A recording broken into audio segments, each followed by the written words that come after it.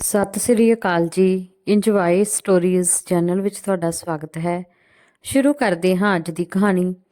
ਆਪਣੀ ਧੀ ਦਾ ਵਿਆਹ ਇੱਕ ਗਰੀਬ ਘਰ ਦੇ ਮੁੰਡੇ ਨਾਲ ਕਰਕੇ ਨਵਨੀਤ ਦੇ ਪਾਪਾ ਕਾਫੀ ਖੁਸ਼ ਹੋ ਰਹੇ ਸੀ। ਪਰ ਨਵਨੀਤ ਨੇ ਅਜਿਹਾ ਕੰਮ ਕੀਤਾ ਕਿ ਸਭ ਦੇਖਦੇ ਹੀ ਰਹਿ ਗਏ। ਨਵਨੀਤ ਬਹੁਤ ਪਿਆਰੀ ਤੇ ਬਹੁਤ ਹੀ ਸੋਹਣੀ ਸੀ। ਨਵਨੀਤ ਆਫਿਸ ਦਾ ਕੰਮ ਬਹੁਤ ਹੀ ਮਿਹਨਤ ਨਾਲ ਕਰਦੀ। ਨਵਨੀਤ ਦੇ ਪਾਪਾ ਨਵਨੀਤ ਦਾ ਵਿਆਹ ਕਰਵਾਉਣ ਦੇ ਲਈ ਇੱਕ ਮੁੰਡੇ ਦੀ ਤਲਾਸ਼ ਕਰ ਰਹੇ ਸੀ। ਪਰ ਨਵਨੀਤ ਦੇ ਆਫਿਸ ਵਿੱਚ ਹੀ ਇੱਕ ਮੁੰਡਾ ਕੰਮ ਕਰਦਾ ਸੀ ਜਿਸ ਨੂੰ ਨਵਨੀਤ ਪਸੰਦ ਕਰਦੀ ਸੀ। ਨਵਨੀਤ ਨੇ ਕਿਸੇ ਨੂੰ ਵੀ ਆਪਣੇ ਘਰ ਵਿੱਚ ਨਹੀਂ ਦੱਸਿਆ ਕਿ ਉਹ ਕਿਸੇ ਨਾਲ ਪਿਆਰ ਕਰਦੀ ਹੈ। ਨਵਨੀਤ ਦੇ ਪਾਪਾ ਜੀ ਨੇ ਨਵਨੀਤ ਨੂੰ ਕਿਹਾ ਸੀ ਕਿ ਬੇਟਾ ਕੱਲ ਤੈਨੂੰ ਮੁੰਡੇ ਵਾਲੇ ਦੇਖਣ ਆ ਰਹੇ ਨੇ। ਆਪਣੇ ਪਾਪਾ ਦੀਆਂ ਗੱਲਾਂ ਸੁਣ ਕੇ ਨਵਨੀਤ ਦੇ ਪੈਰਾਂ ਹੇਠੋਂ ਜ਼ਮੀਨ ਨਿਕਲ ਗਈ। ਆਪਣੇ ਪਾਪਾ ਦੀ ਗੱਲ ਸੁਣ ਕੇ ਬਸ ਹਾਂ ਵਿੱਚ ਸਿਰ ਹਿਲਾ ਦਿੱਤਾ। ਨਵਨੀਤ ਦੀ ਮੰਮੀ ਨੇ ਕਿਹਾ ਬੇਟਾ ਸੌਂ ਜਾ ਕਿਉਂਕਿ ਤੂੰ ਸਵੇਰ ਜਲਦੀ ਉੱਠਣਾ ਹੈ। ਤਾਂ ਨਵਨੀਤ ਨੇ ਆਪਣੀ ਮੰਮੀ ਦਾ ਹੱਥ ਫੜ ਲਿਆ ਤੇ ਆਪਣੀ ਮੰਮੀ ਨੂੰ ਬੋਲੀ ਕਿ ਮੰਮੀ ਮੈਂ ਤੁਹਾਨੂੰ ਕੁਝ ਦੱਸਣਾ ਚਾਹੁੰਦੀ ਹਾਂ। ਨਵਨੀਤ ਦੀ ਮੰਮੀ ਨੇ ਕਿਹਾ ਬੇਟਾ ਬੋਲੋ, ਤੂੰ ਕੀ ਕਹਿਣਾ ਚਾਹੁੰਦੀ ਹੈ। ਮੰਮੀ ਮੈਂ ਆਪਣੇ ਆਫਿਸ ਦੇ ਇੱਕ ਮੁੰਡੇ ਨੂੰ ਪਿਆਰ ਕਰਦੀ ਹਾਂ। ਉਸ ਦਾ ਨਾਮ ਮਨਿੰਦਰ ਹੈ ਤੇ ਅਸੀਂ ਦੋਨੇ ਇੱਕ ਦੂਜੇ ਨੂੰ ਬਹੁਤ ਪਸੰਦ ਕਰਦੇ ਹਾਂ। ਮਨਿੰਦਰ ਇੱਕ ਬਹੁਤ ਹੀ ਚੰਗਾ ਮੁੰਡਾ ਹੈ। ਅਸੀਂ ਦੋਨੇ ਇੱਕ ਦੂਜੇ ਤੋਂ ਬਿਨਾਂ ਨਹੀਂ ਰਹਿ ਸਕਦੇ। ਨਵਨੀਤ ਦੀਆਂ ਗੱਲਾਂ ਨੂੰ ਸੁਣ ਕੇ ਨਵਨੀਤ ਦੀ ਮੰਮੀ ਕੁਝ ਬੋਲੇ ਬਿਨਾਂ ਹੀ ਕਮਰੇ ਤੋਂ ਬਾਹਰ ਚਲੀ ਗਈ। ਨਵਨੀਤ ਵੀ ਸਾਰੀ ਰਾਤ ਸੌਂ ਨਹੀਂ ਸਕੀ ਤੇ ਸਵੇਰ ਉੱਠ ਕੇ ਤਿਆਰ ਹੋ ਗਈ। ਥੋੜੀ ਦੇਰ ਬਾਅਦ ਨਵਨੀਤ ਦੀ ਮੰਮੀ ਨਵਨੀਤ ਦੇ ਕੋਲ ਆ ਗਈ ਤੇ ਆ ਕੇ ਕਹਿਣ ਲੱਗੀ ਨਵਨੀਤ ਬੇਟਾ ਚਲੋ ਛੇਤੀ, ਤੇਰੇ ਪਾਪਾ ਜੀ ਤੈਨੂੰ ਬੁਲਾ ਰਹੇ ਨੇ। ਨਵਨੀਤ ਆਪਣੇ ਪਾਪਾ ਦੇ ਕੋਲ ਗਈ ਤੇ ਫਿਰ ਨਵਨੀਤ ਦੇ ਪਾਪਾ ਨੇ ਕਿਹਾ ਨਵਨੀਤ ਮੁੰਡੇ ਵਾਲੇ ਆ ਚੁੱਕੇ ਨੇ। ਬਿਨਾਂ ਕੁਝ ਬੋਲੇ ਹੀ ਨਵਨੀਤ ਮੁੰਡੇ ਵਾਲਿਆਂ ਦੇ ਕੋਲ ਜਾ ਕੇ ਬੈਠ ਗਈ। ਮੁੰਡੇ ਵਾਲਿਆਂ ਨੇ ਵੀ ਨਵਨੀਤ ਨੂੰ ਦੇਖਦੇ ਹੀ ਪਸੰਦ ਕਰ ਲਿਆ ਕਿਉਂਕਿ ਨਵਨੀਤ ਬਹੁਤ ਹੀ ਸੋਹਣੀ ਸੀ। ਇਸ ਤਰ੍ਹਾਂ ਦੀ ਕੋਈ ਗੱਲ ਨਹੀਂ ਸੀ ਕਿ ਕੋਈ ਉਸ ਨੂੰ ਪਸੰਦ ਨਾ ਕਰੇ। ਉਸ ਨੂੰ ਤਾਂ ਜੋ ਵੀ ਦੇਖਦਾ ਸੀ ਪਹਿਲੀ ਨਜ਼ਰ ਵਿੱਚ ਹੀ ਪਸੰਦ ਕਰ ਲੈਂਦਾ ਸੀ। ਨਵਨੀਤ ਆਪਣੀਆਂ ਅੱਖਾਂ ਥੱਲੇ ਝੁਕਾ ਕੇ ਬੈਠੀ ਹੋਈ ਸੀ। ਜਦੋਂ ਸਾਰੀਆਂ ਗੱਲਾਂ ਹੋ ਗਈਆਂ ਤਾਂ ਮੁੰਡੇ ਦੀ ਵਾਰੀ ਆਈ। ਸਾਰਿਆਂ ਨੇ ਕਿਹਾ ਨਵਨੀਤ ਬੇਟਾ ਤੂੰ ਮੁੰਡੇ ਦੇ ਕੋਲ ਬੈਠ ਕੇ ਉਸ ਨਾਲ ਜੋ ਗੱਲ ਕਰਨੀ ਹੈ ਕਰ ਲਾ। ਤੁਸੀਂ ਦੋਨੇ ਆਪਸ ਵਿੱਚ ਜੋ ਵੀ ਗੱਲਾਂ ਕਰਨਾ ਚਾਹੁੰਦੇ ਹੋ, ਇੱਕ ਦੂਜੇ ਨੂੰ ਪੁੱਛਣਾ ਚਾਹੁੰਦੇ ਹੋ, ਪੁੱਛ ਸਕਦੇ ਹੋ। ਨਵਨੀਤ ਬੇਟੀ ਤੂੰ ਇਸ ਨੂੰ ਕਮਰੇ ਵਿੱਚ ਲੈ ਜਾ, ਉੱਥੇ ਬੈਠ ਕੇ ਆਰਾਮ ਨਾਲ ਗੱਲ ਕਰ ਲਿਓ। ਨਵਨੀਤ ਹੌਲੀ ਜਿਹੀ ਉੱਠੀ ਤੇ ਮੁੰਡੇ ਦੇ ਨਾਲ ਕਮਰੇ ਵਿੱਚ ਚਲੀ ਗਈ। ਨਵਨੀਤ ਕੁਝ ਵੀ ਬੋਲੇ ਬਿਨਾਂ ਬਸ ਦੇਖੀ ਜਾ ਰਹੀ ਸੀ। ਉਦੋਂ ਹੀ ਉਹ ਮੁੰਡਾ ਨਵਨੀਤ ਦੇ ਕੋਲ ਆ ਗਿਆ ਤੇ ਕਹਿਣ ਲੱਗਿਆ ਇੱਕ ਵਾਰ ਮੇਰੇ ਵੱਲ ਤਾਂ ਦੇਖੋ। ਨਵਨੀਤ ਫਿਰ ਵੀ ਨਹੀਂ ਦੇਖਦੀ। ਫਿਰ ਮੁੰਡਾ ਬੋਲਿਆ ਤੁਸੀਂ ਮੈਨੂੰ ਬਹੁਤ ਪਸੰਦ ਹੋ, ਪਰ ਮੈਂ ਇਹ ਚਾਹੁੰਦਾ ਹਾਂ ਕਿ ਤੁਸੀਂ ਵੀ ਇੱਕ ਵਾਰ ਮੈਨੂੰ ਦੇਖ ਲਓ। ਉਸ ਦੇ ਕਹਿਣ ਤੇ ਨਵਨੀਤ ਨੇ ਨਾ ਚਾਹੁੰਦੇ ਹੋਏ ਵੀ ਉਸ ਦੇ ਵੱਲ ਦੇਖਿਆ ਤਾਂ ਉਸ ਨੂੰ ਦੇਖਦੀ ਹੀ ਰਹਿ ਗਈ ਤੇ ਰੋਣ ਲੱਗੀ। ਇਸ ਸਮੇਂ ਨਵਨੀਤ ਦੀ ਮੰਮੀ ਤੇ ਪਾਪਾ ਵੀ ਆ ਗਏ ਤੇ ਨਵਨੀਤ ਨੂੰ ਬੋਲੇ ਕਿ ਬੇਟੀ ਇਹ ਹੈ ਮਨਿੰਦਰ ਤੇ ਅਸੀਂ ਇਸੇ ਦੇ ਨਾਲ ਤੇਰਾ ਵਿਆਹ ਤੈਅ ਕੀਤਾ ਹੈ। ਨਵਨੀਤ ਨੇ ਆਪਣੀ ਮੰਮੀ ਪਾਪਾ ਨੂੰ ਗਲੇ ਲਗਾ ਲਿਆ ਤੇ ਕਹਿਣ ਲੱਗੀ ਥੈਂਕ ਯੂ ਮੰਮੀ ਪਾਪਾ। ਸਾਰੇ ਬਹੁਤ ਖੁਸ਼ ਹੋ ਗਏ। ਮਨਿੰਦਰ ਦੇ ਘਰ ਵਾਲਿਆਂ ਨੂੰ ਨਵਨੀਤ ਦੇ ਘਰ ਵਾਲਿਆਂ ਨਾਲ ਮਿਲ ਕੇ ਕਾਫੀ ਵਧੀਆ ਲੱਗਿਆ। ਵਿਆਹ ਦੀਆਂ ਤਿਆਰੀਆਂ ਜੋਰਾਂ ਸ਼ੋਰਾਂ ਨਾਲ ਹੋਣ ਲੱਗੀਆਂ ਤੇ ਵਿਆਹ ਦੀ ਤਿਆਰੀ ਕਰਦੇ ਕਰਦੇ ਉਹ ਦਿਨ ਵੀ ਆ ਗਿਆ ਜਿਸ ਦਿਨ ਉਹਨਾਂ ਦਾ ਵਿਆਹ ਹੋਣਾ ਸੀ। ਨਵਨੀਤ ਵਿਆਹ ਦੇ ਜੋੜੇ ਵਿੱਚ ਬਹੁਤ ਹੀ ਸੋਹਣੀ ਲੱਗ ਰਹੀ ਸੀ। ਮਨਿੰਦਰ ਵੀ ਆਪਣੇ ਵਿਆਹ ਦੀ ਸ਼ੇਰਵਾਨੀ ਪਾ ਕੇ ਬਹੁਤ ਸੋਹਣਾ ਲੱਗ ਰਿਹਾ ਸੀ। ਨਵਨੀਤ ਤੇ ਮਨਿੰਦਰ ਦਾ ਵਿਆਹ ਬਹੁਤ ਹੀ ਧੂਮਧਾਮ ਨਾਲ ਕੀਤਾ ਗਿਆ। ਨਵਨੀਤ ਦਾ ਸਵਾਗਤ ਉਸਦੇ ਸਹੁਰਿਆਂ ਵਿੱਚ ਵੀ ਬਹੁਤ ਹੀ ਵਧੀਆ ਤਰੀਕੇ ਨਾਲ ਕੀਤਾ ਗਿਆ।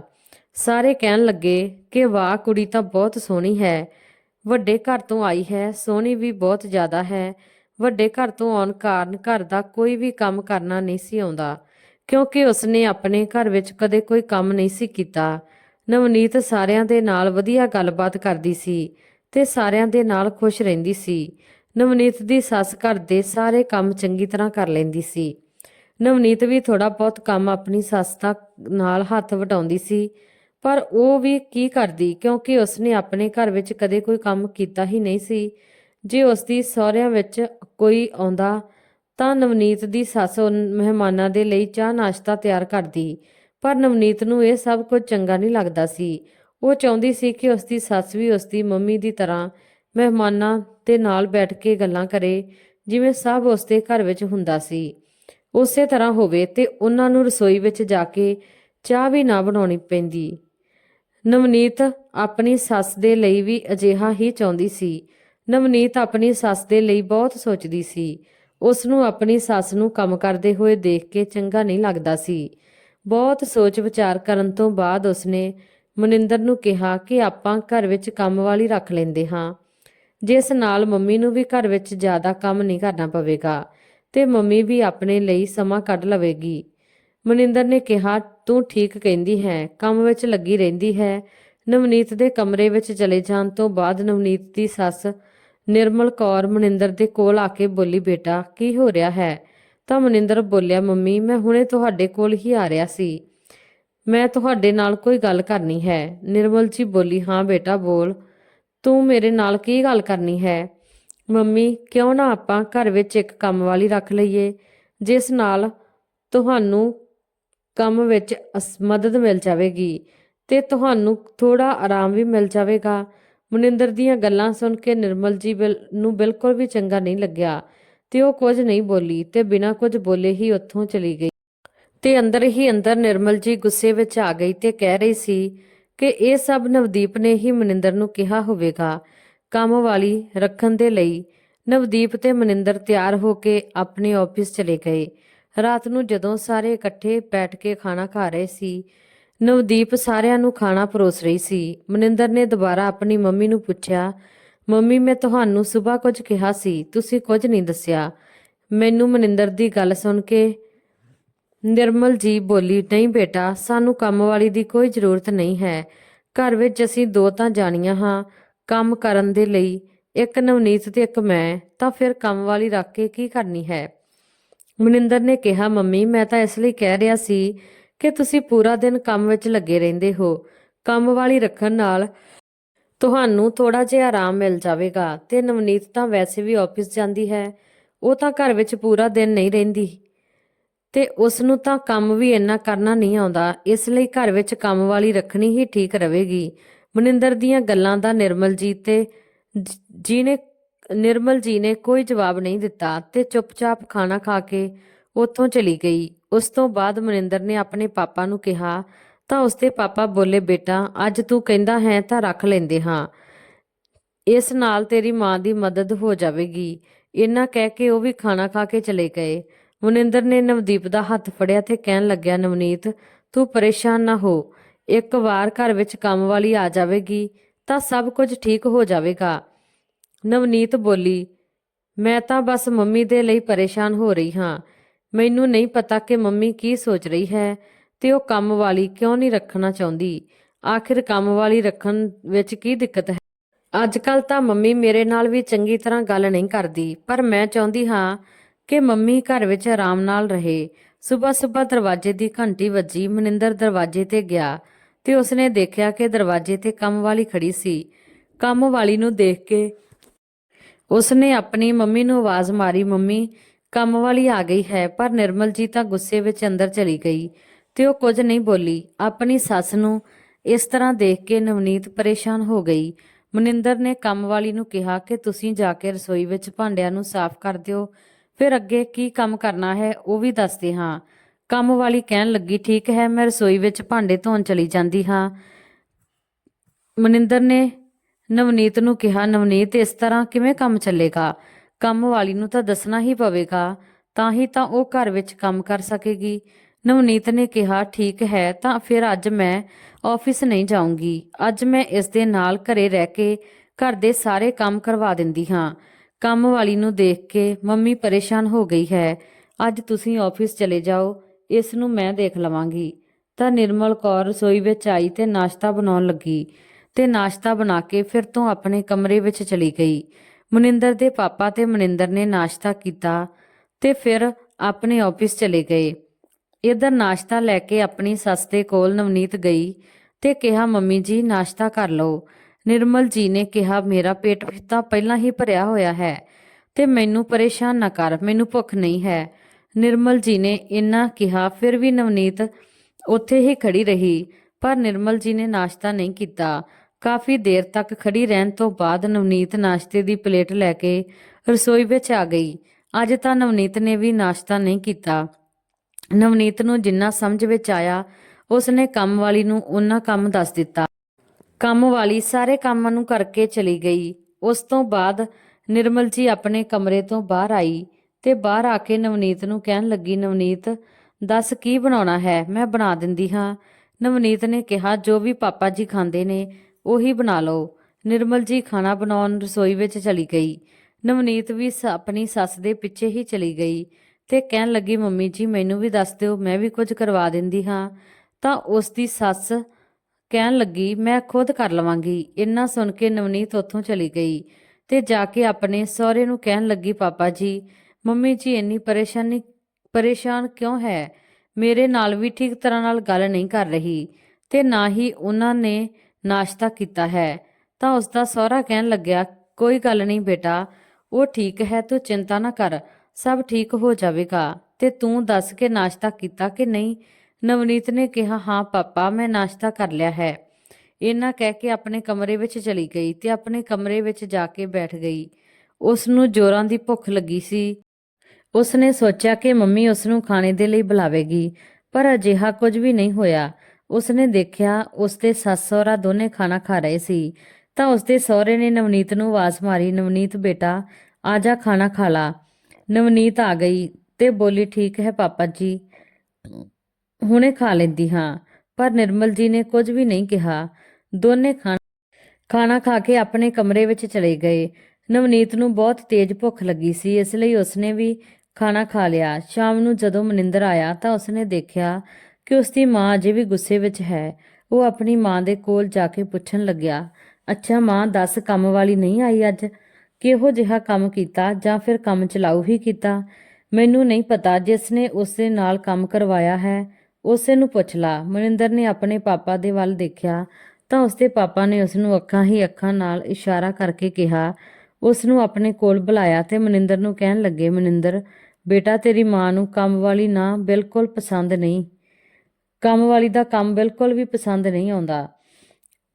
ਕੰਮ ਵਾਲੀ ਤੋਂ ਕੰਮ ਕਰਵਾਉਣਾ ਵੀ ਚੰਗਾ ਨਹੀਂ ਲੱਗਦਾ ਤੇ ਤੇਰੀ ਮਾਂ ਸਿਰਫ ਇਸ ਗੱਲ ਨਾਲ ਗੁੱਸੇ ਹੈ ਕਿ ਉਹ ਕੰਮ ਵਾਲੀ ਤੋਂ ਬਿਲਕੁਲ ਵੀ ਕੰਮ ਨਹੀਂ ਕਰਵਾਉਣਾ ਚਾਹੁੰਦੀ।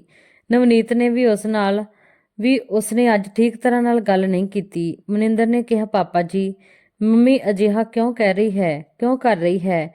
ਅਸੀਂ ਤਾਂ ਬਸ ਮੰਮੀ ਦੀ ਭਲਾਈ ਦੇ ਲਈ ਹੀ ਘਰ ਵਿੱਚ ਕੰਮ ਕਰਨ ਵਾਲੀ ਰੱਖਣ ਦੇ ਲਈ ਕਹਿ ਰਹੇ ਹਾਂ।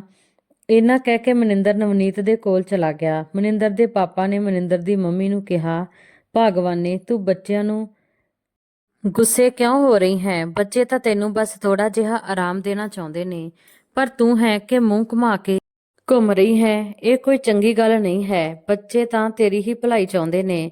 ਹੁਣ ਚੱਲ ਇਹ ਗੁੱਸਾ ਛੱਡ ਦੇ ਤੇ ਕੰਮ ਵਾਲੀ ਤੋਂ ਕੰਮ ਕਰਵਾ ਲਾ। ਨਿਰਮਲ ਜੀ ਬੋਲੀ, ਤੁਹਾਨੂੰ ਤਾਂ ਬਸ ਹਮੇਸ਼ਾ ਤੋਂ ਮੈਂ ਹੀ ਗਲਤ ਲੱਗਦੀ ਹਾਂ ਤੇ ਬਾਕੀ ਸਾਰੇ ਸਹੀ ਲੱਗਦੇ ਨੇ। ਮਨਿੰਦਰ ਦੇ ਪਾਪਾ ਬੋਲੇ, ਬੱਚਿਆਂ ਨੂੰ ਚੰਗਾ ਨਹੀਂ ਲੱਗਦਾ ਜਦੋਂ ਤੂੰ ਘਰ ਦੇ ਕੰਮ ਕਰਦੀ ਹੈ। ਤਾਂ ਨਿਰਮਲ ਜੀ ਨੇ ਕਿਹਾ, ਬੱਚੇ ਵੀ ਘਰ ਦਾ ਕੰਮ ਸਿੱਖ ਲੈਣ ਤੇ ਘਰ ਦੇ ਕੰਮ ਨੂੰ ਕਰਨ। ਮਨਿੰਦਰ ਦੇ ਪਾਪਾ ਨੇ ਕਿਹਾ, ਨਵਨੀਤ ਜਦੋਂ ਆਪਣੇ ਘਰ ਵਿੱਚ ਕੰਮ ਨੇ ਨਹੀਂ ਕੀਤਾ, ਜੇ ਨਵਨੀਤ ਨੇ ਆਪਣੇ ਘਰ ਵਿੱਚ ਕੰਮ ਨਹੀਂ ਕੀਤਾ ਤਾਂ ਕੀ ਹੋ ਗਿਆ? ਤੂੰ ਉਸ ਦੇ ਪਿੱਛੇ ਕਿਉਂ ਪਈ ਰਹਿੰਦੀ ਹੈ? ਆਪਾਂ ਦੋਨੇ ਹੀ ਤਾਂ ਉਸ ਦੇ ਵਿਆਹ ਦੇ ਲਈ ਤਿਆਰ ਹੋਏ ਸੀ। ਤਾਂ ਹੁਣ ਇਹ ਸਭ ਕਿਸ ਲਈ ਕਹਿ ਰਹੀ ਹੈ? ਕਿਉਂ ਪਰੇਸ਼ਾਨ ਕਰ ਰਹੀ ਹੈ? ਇੰਨੇ ਨੂੰ ਮਨਿੰਦਰ ਆਪਣੇ ਕਮਰੇ ਚੋਂ ਬਾਹਰ ਆ ਗਿਆ ਤੇ ਉਸਨੇ ਇਹ ਸਭ ਗੱਲਾਂ ਸੁਣ ਲਈਆਂ। ਆਪਣੀ ਮੰਮੀ ਪਾਪਾ ਨੂੰ ਗੱਲਾਂ ਕਰਦੇ ਸੁਣ ਕੇ ਉਹ ਵੀ ਕਮਰੇ ਵਿੱਚ ਆ ਗਿਆ। ਕਮਰੇ ਵਿੱਚ ਆ ਕੇ ਬੋਲਿਆ, ਮੰਮੀ ਤੁਸੀਂ ਕੀ ਚਾਹੁੰਦੇ ਹੋ? ਤੁਸੀਂ ਨਹੀਂ ਚਾਹੁੰਦੇ ਕਿ ਨਵਨੀਤ ਇਸ ਘਰ ਵਿੱਚ ਰਹੇ? ਨਿਰਮਲ ਜੀ ਨੇ ਕਿਹਾ, ਮੈਂ ਇਸ ਤਰ੍ਹਾਂ ਕਦੋਂ ਕਿਹਾ? ਨਵਨੀਤ ਤੋਂ ਮੈਨੂੰ ਕੋਈ ਦਿੱਕਤ ਨਹੀਂ ਹੈ। ਬਸ ਘਰ ਵਿੱਚ ਕੰਮ ਵਾਲੀ ਨਾ ਆਵੇ ਤੇ ਅਸੀਂ ਮਿਲ ਕੇ ਸਭ ਕਰ ਲਈਏ। ਜੇ ਤੁਹਾਨੂੰ ਨਵਨੀਤ ਤੋਂ ਕੋਈ ਦਿੱਕਤ ਨਹੀਂ ਹੈ ਤਾਂ ਤੁਸੀਂ ਉਸ ਤੋਂ ਖੁਸ਼ ਵੀ ਨਹੀਂ ਹੋ। ਹੁਣ ਤੁਸੀਂ ਦੱਸੋ ਅਸੀਂ ਕੀ ਕਰੀਏ? ਬਸ ਘਰ ਵਿੱਚ ਕੰਮ ਵਾਲੀ ਨਾ ਆਵੇ, ਅਸੀਂ ਇੰਨਾ ਹੀ ਚਾਹੁੰਦੇ ਹਾਂ। ਠੀਕ ਹੈ। ਇੰਨਾ ਕਹਿ ਕੇ ਮਨਿੰਦਰ ਚਲਾ ਗਿਆ। ਸੁਬਾਹ ਨੂੰ ਸਾਰੇ ਆਪਣਾ ਆਪਣਾ ਕੰਮ ਕਰਕੇ ਜਦੋਂ ਆਫਿਸ ਜਾਣ ਲੱਗੇ ਤਾਂ ਕੰਮ ਵਾਲੀ ਆ ਗਈ ਤਾਂ ਮਨਿੰਦਰ ਨੇ ਉਸ ਨੂੰ ਮਨਾ ਕਰ ਦਿੱਤਾ ਕਿ ਸਾਨੂੰ ਹਜੇ ਜ਼ਰੂਰਤ ਨਹੀਂ ਹੈ, ਜਦੋਂ ਜ਼ਰੂਰਤ ਪਵੇਗੀ ਤਾਂ ਤੈਨੂੰ ਬੁਲਾ ਲਵਾਂਗੇ। ਇੰਨਾ ਸੁਣ ਕੇ ਕੰਮ ਵਾਲੀ ਉੱਥੋਂ ਚਲੀ ਗਈ ਤੇ ਉਸ ਤੋਂ ਬਾਅਦ ਮਨਿੰਦਰ ਤੇ ਨਵਨੀਤ ਵੀ ਆਪਣੇ ਆਫਿਸ ਚਲੇ ਗਏ। ਪਿੱਛੋਂ ਨਿਰਮਲ ਜੀ ਨੇ ਘਰ ਦੇ ਸਾਰੇ ਕੰਮ ਕੀਤੇ ਤੇ ਖੁਸ਼ ਵੀ ਸੀ ਤੇ ਮਨਿੰਦਰ ਆਫਿਸ ਤੋਂ ਆਇਆ ਤਾਂ ਨਵਨੀਤ ਆਪਣੀ ਸੱਸ ਨੂੰ ਖੁਸ਼ ਦੇਖ ਕੇ ਬਹੁਤ ਖੁਸ਼ ਹੋਈ ਤੇ ਸਭ ਆਰਾਮ ਨਾਲ ਚੱਲ ਰਿਹਾ ਸੀ। ਥੋੜੇ ਦਿਨਾਂ ਬਾਅਦ ਨਿਰਮਲ ਜੀ ਦੀ ਸਿਹਤ ਖਰਾਬ ਹੋ ਗਈ ਤੇ ਉਹ ਜਲਦੀ ਕੋਈ ਕੰਮ ਨਾ ਕਰ ਸਕਦੀ ਸੀ ਤੇ ਨਾ ਹੀ ਛੇਤੀ ਛੇਤੀ ਕੁਝ ਖਾਣਾ ਬਣਾ ਪਾਉਂਦੀ। ਇਹ ਸਭ ਦੇਖ ਕੇ ਮਨਿੰਦਰ ਪਰੇਸ਼ਾਨ ਹੋ ਗਿਆ ਤੇ ਉਸ ਨੂੰ ਫਿਰ ਤੋਂ ਘਰ ਵਿੱਚ ਕੰਮ ਵਾਲੀ ਨੂੰ ਬੁਲਾ ਲਿਆ। ਉਹਨਾਂ ਦੇ ਘਰ ਵਿੱਚ ਇੱਕ ਕੰਮ ਵਾਲੀ ਕੰਮ ਕਰਨ ਲੱਗੀ, ਪਰ ਨਿਰਮਲ ਜੀ ਦੀ ਸਿਹਤ ਇੰਨੀ ਖਰਾਬ ਸੀ ਕਿ ਉਹ ਕੰਮ ਵੀ ਨਹੀਂ ਕਰ ਸਕਦੀ ਸੀ। ਉਹ ਬਿਮਾਰ ਸੀ ਤੇ ਖਾਣਾ ਵੀ ਨਹੀਂ ਬਣਾ ਪਾ ਰਹੀ ਸੀ। ਖਾਣਾ ਕਿਸੇ ਤਰ੍ਹਾਂ ਨਵਨੀਤ ਤੇ ਮਨਿੰਦਰ ਨੇ ਮਿਲ ਕੇ ਬਣਾਇਆ, ਪਰ ਖਾਣਾ ਕਿਸੇ ਨੂੰ ਚੰਗਾ ਨਹੀਂ ਲੱਗਿਆ। ਨਿਰਮਲ ਜੀ ਦੇ ਲਈ ਕੁਝ ਅਲੱਗ ਬਣਾਉਣਾ ਪੈਂਦਾ ਕਿਉਂਕਿ ਉਹਨਾਂ ਦਾ ਜ਼ਿਆਦਾ ਮਿਰਚ ਮਸਾਲਾ ਖਾਣਾ ਬੰਦ ਸੀ। ਉਹਨਾਂ ਨੂੰ ਡਾਕਟਰ ਨੇ ਹਲਕਾ ਫੁਲਕਾ ਖਾਣ ਦੇ ਲਈ ਕਿਹਾ ਸੀ। ਨਵਨੀਤ ਤੇ ਮਨਿੰਦਰ ਇੰਨਾ ਸਭ ਨਹੀਂ ਕਰ ਸਕਦੇ ਸੀ ਕਿਉਂਕਿ ਦੋਨਾਂ ਨੂੰ ਰਸੋਈ ਦਾ ਕੰਮ ਬਿਲਕੁਲ ਵੀ ਨਹੀਂ ਆਉਂਦਾ ਸੀ। ਮਨਿੰਦਰ ਦੇ ਪਾਪਾ ਵੀ ਇਹ ਦੇਖ ਕੇ ਦੁਖੀ ਹੁੰਦੇ ਕਿ ਬੱਚੇ ਪਰੇਸ਼ਾਨ ਹੋ ਰਹੇ ਨੇ ਤੇ ਠੀਕ ਤਰ੍ਹਾਂ ਨਾਲ ਕੁਝ ਵੀ ਨਹੀਂ ਕਰ ਪਾ ਰਹੇ। ਉਦੋਂ ਹੀ ਮਨਿੰਦਰ ਦੇ ਦੋਸਤ ਦਾ ਫੋਨ ਆਇਆ ਕਿ ਉਸਨੇ ਪੁੱਛਿਆ, ਆਂਟੀ ਜੀ ਦੀ ਸਿਹਤ ਕਿਵੇਂ ਹੈ? ਮਨਿੰਦਰ ਨੇ ਦੱਸਿਆ ਕਿ ਮਾਂ ਦੀ ਸਿਹਤ ਕੁਝ ਠੀਕ ਨਹੀਂ ਹੈ। ਅਸੀਂ ਸਾਰੇ ਮਾਂ ਨੂੰ ਲੈ ਕੇ ਬਹੁਤ ਪਰੇਸ਼ਾਨ ਹਾਂ। ਬਸ ਮਾਂ ਛੇਤੀ ਛੇਤੀ ਠੀਕ ਹੋ ਜਾਵੇ। ਤਾਂ ਮਨਿੰਦਰ ਨੇ ਗੱਲਾਂ-ਗੱਲਾਂ ਵਿੱਚ ਦੱਸਿਆ ਕਿ ਖਾਣਾ ਵੀ ਠੀਕ ਤਰ੍ਹਾਂ ਨਾਲ ਨਹੀਂ ਬਣਦਾ, ਨਹੀਂ ਮਿਲ ਪਾ ਰਿਹਾ ਮਾਂ ਨੂੰ, ਕਿਉਂਕਿ ਨਵਨੀਤ ਤੇ ਮੈਨੂੰ ਤਾਂ ਖਾਣਾ ਬਣਾਉਣਾ ਹੀ ਨਹੀਂ ਆਉਂਦਾ ਕਿਉਂਕਿ ਜਿਵੇਂ ਤਿਵੇਂ ਬਣਦਾ ਹੈ ਬਸ ਖਾ ਲੈਂਦੇ ਹਾਂ। ਮਨਿੰਦਰ ਦੇ ਦੋਸਤ ਨੇ ਕਿਹਾ, ਕਿਉਂ ਨਾ ਖਾਣਾ ਬਣਾਉਣ ਵਾਲੀ ਨੂੰ ਰੱਖ ਲੈਂਦੇ ਹਾਂ। ਜੇ ਤੂੰ ਕਹੇ ਤਾਂ ਮੈਂ ਭੇਜ ਦਿੰਦਾ ਹਾਂ। ਜੋ ਕੰਮ ਵਾਲੀ ਮੇਰੇ ਘਰੇ ਖਾਣਾ ਬਣਾਉਂਦੀ ਹੈ ਉਹ ਤੇਰੇ ਘਰੇ ਵੀ ਖਾਣਾ ਬਣਾ ਦੇਵੇਗੀ ਤੇ ਉਹੀ ਖਾਣਾ ਵੀ ਬਹੁਤ ਚੰਗਾ ਬਣਾਉਂਦੀ ਹੈ। ਮਨਿੰਦਰ ਨੇ ਥੋੜਾ ਸੋਚਣ ਤੋਂ ਬਾਅਦ ਉਸ ਨੂੰ ਕਿਹਾ, ਹਾਂ ਭੇਜ ਦੇ। ਤੇ ਸ਼ਾਮ ਨੂੰ ਦਰਵਾਜ਼ੇ ਦੀ ਘੰਟੀ ਵੱਜੀ। ਨਵਨੀਤ ਨੇ ਜਾ ਕੇ ਦਰਵਾਜ਼ਾ ਖੋਲ੍ਹਿਆ, ਦੇਖਿਆ ਕਿ ਬਾਹਰ ਇੱਕ ਲੇਡੀ ਖੜੀ ਹੈ। ਮਨਿੰਦਰ ਜਾ ਕੇ ਬੋਲਿਆ, ਤੂੰ ਆ ਗਈ, ਚੱਲ ਮੈਂ ਤੈਨੂੰ ਰਸੋਈ ਦਿਖਾ ਦਿੰਦਾ ਹਾਂ, ਤੂੰ ਖਾਣਾ ਬਣਾ ਦੇ। ਮਨਿੰਦਰ ਦੀ ਗੱਲ ਸੁਣ ਕੇ ਨਵਨੀਤ ਉਸ ਵੱਲ ਦੇਖਣ ਲੱਗੀ। ਮਨਿੰਦਰ ਨੇ ਨਵਨੀਤ ਦਾ ਹੱਥ ਫੜਿਆ ਤੇ ਬੋਲਿਆ, ਚੱਲ ਕੀ ਬਣਾਉਣਾ ਹੈ ਆਪਾਂ ਇਸ ਨੂੰ ਦੱਸ ਦਿੰਦੇ ਹਾਂ। ਨਵਨੀਤ ਤੇ ਮਨਿੰਦਰ ਨੇ ਉਸ ਨੂੰ ਦੱਸ ਦਿੱਤਾ ਕਿ ਕੁਝ ਬਣਾਉਣਾ ਹੈ। ਉਸ ਤੋਂ ਬਾਅਦ ਉਹ ਜਾ ਕੇ ਆਪਣੀ ਮੰਮੀ ਦੇ ਕੋਲ ਬੈਠ ਗਏ। ਥੋੜੀ ਦੇਰ ਬਾਅਦ ਨਿਰਮਲ ਬੋਲੀ, ਹੁਣ ਤੂੰ ਜਾ ਕੇ ਖਾਣਾ ਬਣਾ ਲੈ, ਨਹੀਂ ਤਾਂ ਕਾਫੀ ਦੇਰ ਹੋ ਜਾਵੇਗੀ। ਤਾਂ ਮਨਿੰਦਰ ਨੇ ਕਿਹਾ, ਮੰਮੀ ਤੁਸੀਂ ਪਰੇਸ਼ਾਨ ਨਾ ਹੋਵੋ, ਸਭ ਕੁਝ ਹੋ ਜਾਵੇਗਾ, ਬਸ ਤੁਸੀਂ ਆਰਾਮ ਕਰੋ, ਤੁਸੀਂ ਬਸ ਆਪਣੀ ਸਿਹਤ ਤੇ ਧਿਆਨ ਦੇਵੋ। ਮਨਿੰਦਰ ਨੇ ਆਪਣੀ ਮਾਂ ਨੂੰ ਨਹੀਂ ਦੱਸਿਆ ਕਿ ਉਹਨਾਂ ਨੇ ਖਾਣਾ ਬਣਾਉਣ ਵਾਲੀ ਨੂੰ ਰੱਖ ਲਿਆ ਹੈ। ਨਵਨੀਤ ਤੇ ਮਨਿੰਦਰ ਕਮਰੇ ਵਿੱਚੋਂ ਬਾਹਰ ਨਿਕਲੇ ਤੇ ਉਦੋਂ ਹੀ ਨਵਨੀਤ ਨੇ ਮਨਿੰਦਰ ਨੂੰ ਕਿਹਾ, ਤੁਸੀਂ ਮੰਮੀ ਨੂੰ ਕਿਉਂ ਨਹੀਂ ਦੱਸਿਆ ਕਿ ਆਪਾਂ ਖਾਣਾ ਬਣਾਉਣ ਵਾਲੀ ਨੂੰ ਰੱਖਿਆ ਹੈ? ਨਵਨੀਤ, ਤੂੰ ਦੇਖਿਆ ਸੀ ਨਾ ਕਿ ਮੰਮੀ ਕੰਮ ਵਾਲੀ ਤੋਂ ਕਿੰਨਾ ਗੁੱਸੇ ਹੋ ਗਈ ਸੀ। ਬਸ ਮੈਂ ਇਸੇ ਲਈ ਨਹੀਂ ਦੱਸਿਆ। ਇੱਕ ਵਾਰ ਮਨ ਠੀਕ ਹੋ ਜਾਵੇ ਉਸ ਤੋਂ ਬਾਅਦ ਆਪਾਂ ਮਾਂ ਨੂੰ ਸਭ ਕੁਝ ਦੱਸ ਦੇਵਾਂਗੇ। ਨਵਨੀਤ ਨੇ ਕਿਹਾ, ਜਿਵੇਂ ਤੁਹਾਨੂੰ ਸਹੀ ਲੱਗੇ। ਸਭ ਕੁਝ ਚੰਗੀ ਤਰ੍ਹਾਂ ਚੱਲ ਰਿਹਾ ਸੀ। ਨਿਰਮਲ ਜੀ ਵੀ ਠੀਕ ਹੋ ਰਹੀ ਸੀ। ਜਦੋਂ ਨਿਰਮਲ ਜੀ ਆਪਣੇ ਕਮਰੇ ਤੋਂ ਬਾਹਰ ਨਿਕਲੀ, ਉਸਨੇ ਦੇਖਿਆ ਘਰ ਬਹੁਤ ਸਾਫ਼ ਸੁਥਰਾ ਲੱਗ ਰਿਹਾ ਹੈ ਤੇ ਸਾਰੀਆਂ ਚੀਜ਼ਾਂ ਵੀ ਠੀਕ ਤਰ੍ਹਾਂ ਨਾਲ ਰੱਖੀਆਂ ਹੋਈਆਂ ਨੇ। ਤਾਂ ਨਿਰਮਲ ਜੀ ਨੇ ਮਨਿੰਦਰ ਤੇ ਨਵਨੀਤ ਨੂੰ ਕਿਹਾ, ਤੁਸੀਂ ਦੋਨਾਂ ਨੇ ਘਰ ਦਾ ਬਹੁਤ ਕੰਮ ਵਧੀਆ ਤਰੀਕੇ ਨਾਲ ਕੀਤਾ ਹੈ। ਮਨਿੰਦਰ ਨੇ ਕਿਹਾ, ਜੇ ਕੰਮ ਵਾਲੀ ਨਾ ਹੁੰਦੀ ਤਾਂ ਇਹ ਸਭ ਨਾ ਕਰ ਪਾਉਂਦੇ। ਕੰਮ ਵਾਲੀ ਰੋਜ਼ ਕੰਮ ਕਰਕੇ ਜਾਂਦੀ ਸੀ, ਤਾਂ ਹੀ ਤਾਂ ਘਰ ਇੰਨਾ ਸਾਫ਼ ਸੁਥਰਾ ਹੈ। ਨਿਰਮਲ ਜੀ ਨੇ ਕਿਹਾ, ਅੱਛਾ ਹੋਇਆ ਕੰਮ ਵਾਲੀ ਫਿਰ ਤੋਂ ਆ ਗਈ, ਨਹੀਂ ਤਾਂ ਸਭ ਕੁਝ ਕਿਵੇਂ ਹੋ ਪਾਉਂਦਾ। ਫਿਰ ਸ਼ਾਮ ਦਾ ਸਮਾਂ ਹੋ ਗਿਆ। ਨਿਰਮਲ ਜੀ ਚਾਹ ਦੇ ਲਈ ਰਸੋਈ ਵੱਲ ਜਾਣ ਲੱਗੀ ਤਾਂ ਮਨਿੰਦਰ ਨੇ ਕਿਹਾ, ਤੁਸੀਂ ਬੈਠੋ, ਮੈਂ ਹੁਣੇ ਚਾਹ ਬਣਾ ਕੇ ਲਿਆਉਂਦਾ ਹਾਂ। ਤਾਂ ਖਾਣਾ ਬਣਾਉਣ ਵਾਲੀ ਵੀ ਆ ਗਈ ਤੇ ਬੋਲੀ, ਸਾਬ ਮੈਂ ਚਾਹ ਬਣਾ ਦਿਆਂ। ਖਾਣਾ ਬਣਾਉਣ ਵਾਲੀ ਦੀ ਗੱਲ ਸੁਣ ਕੇ ਨਿਰਮਲ ਜੀ ਦੇ ਹੋਸ਼ ਉੱਡ ਗਏ।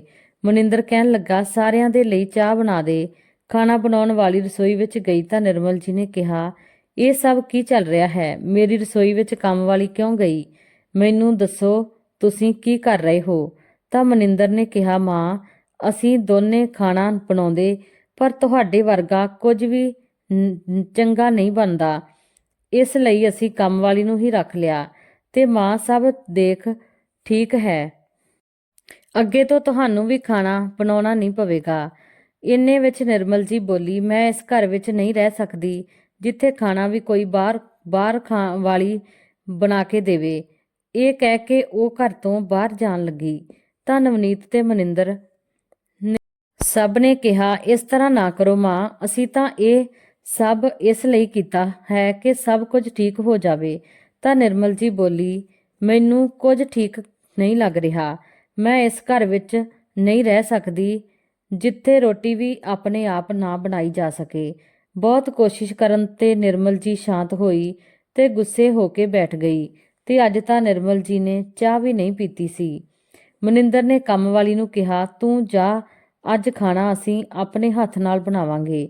ਉਸਨੇ ਕਿਹਾ, ਠੀਕ ਹੈ ਸਾਹਿਬ, ਜਿਵੇਂ ਤੁਸੀਂ ਕਹੋ। ਇੰਨਾ ਕਹਿ ਕੇ ਖਾਣਾ ਬਣਾਉਣ ਵਾਲੀ ਉੱਥੋਂ ਚਲੀ ਗਈ।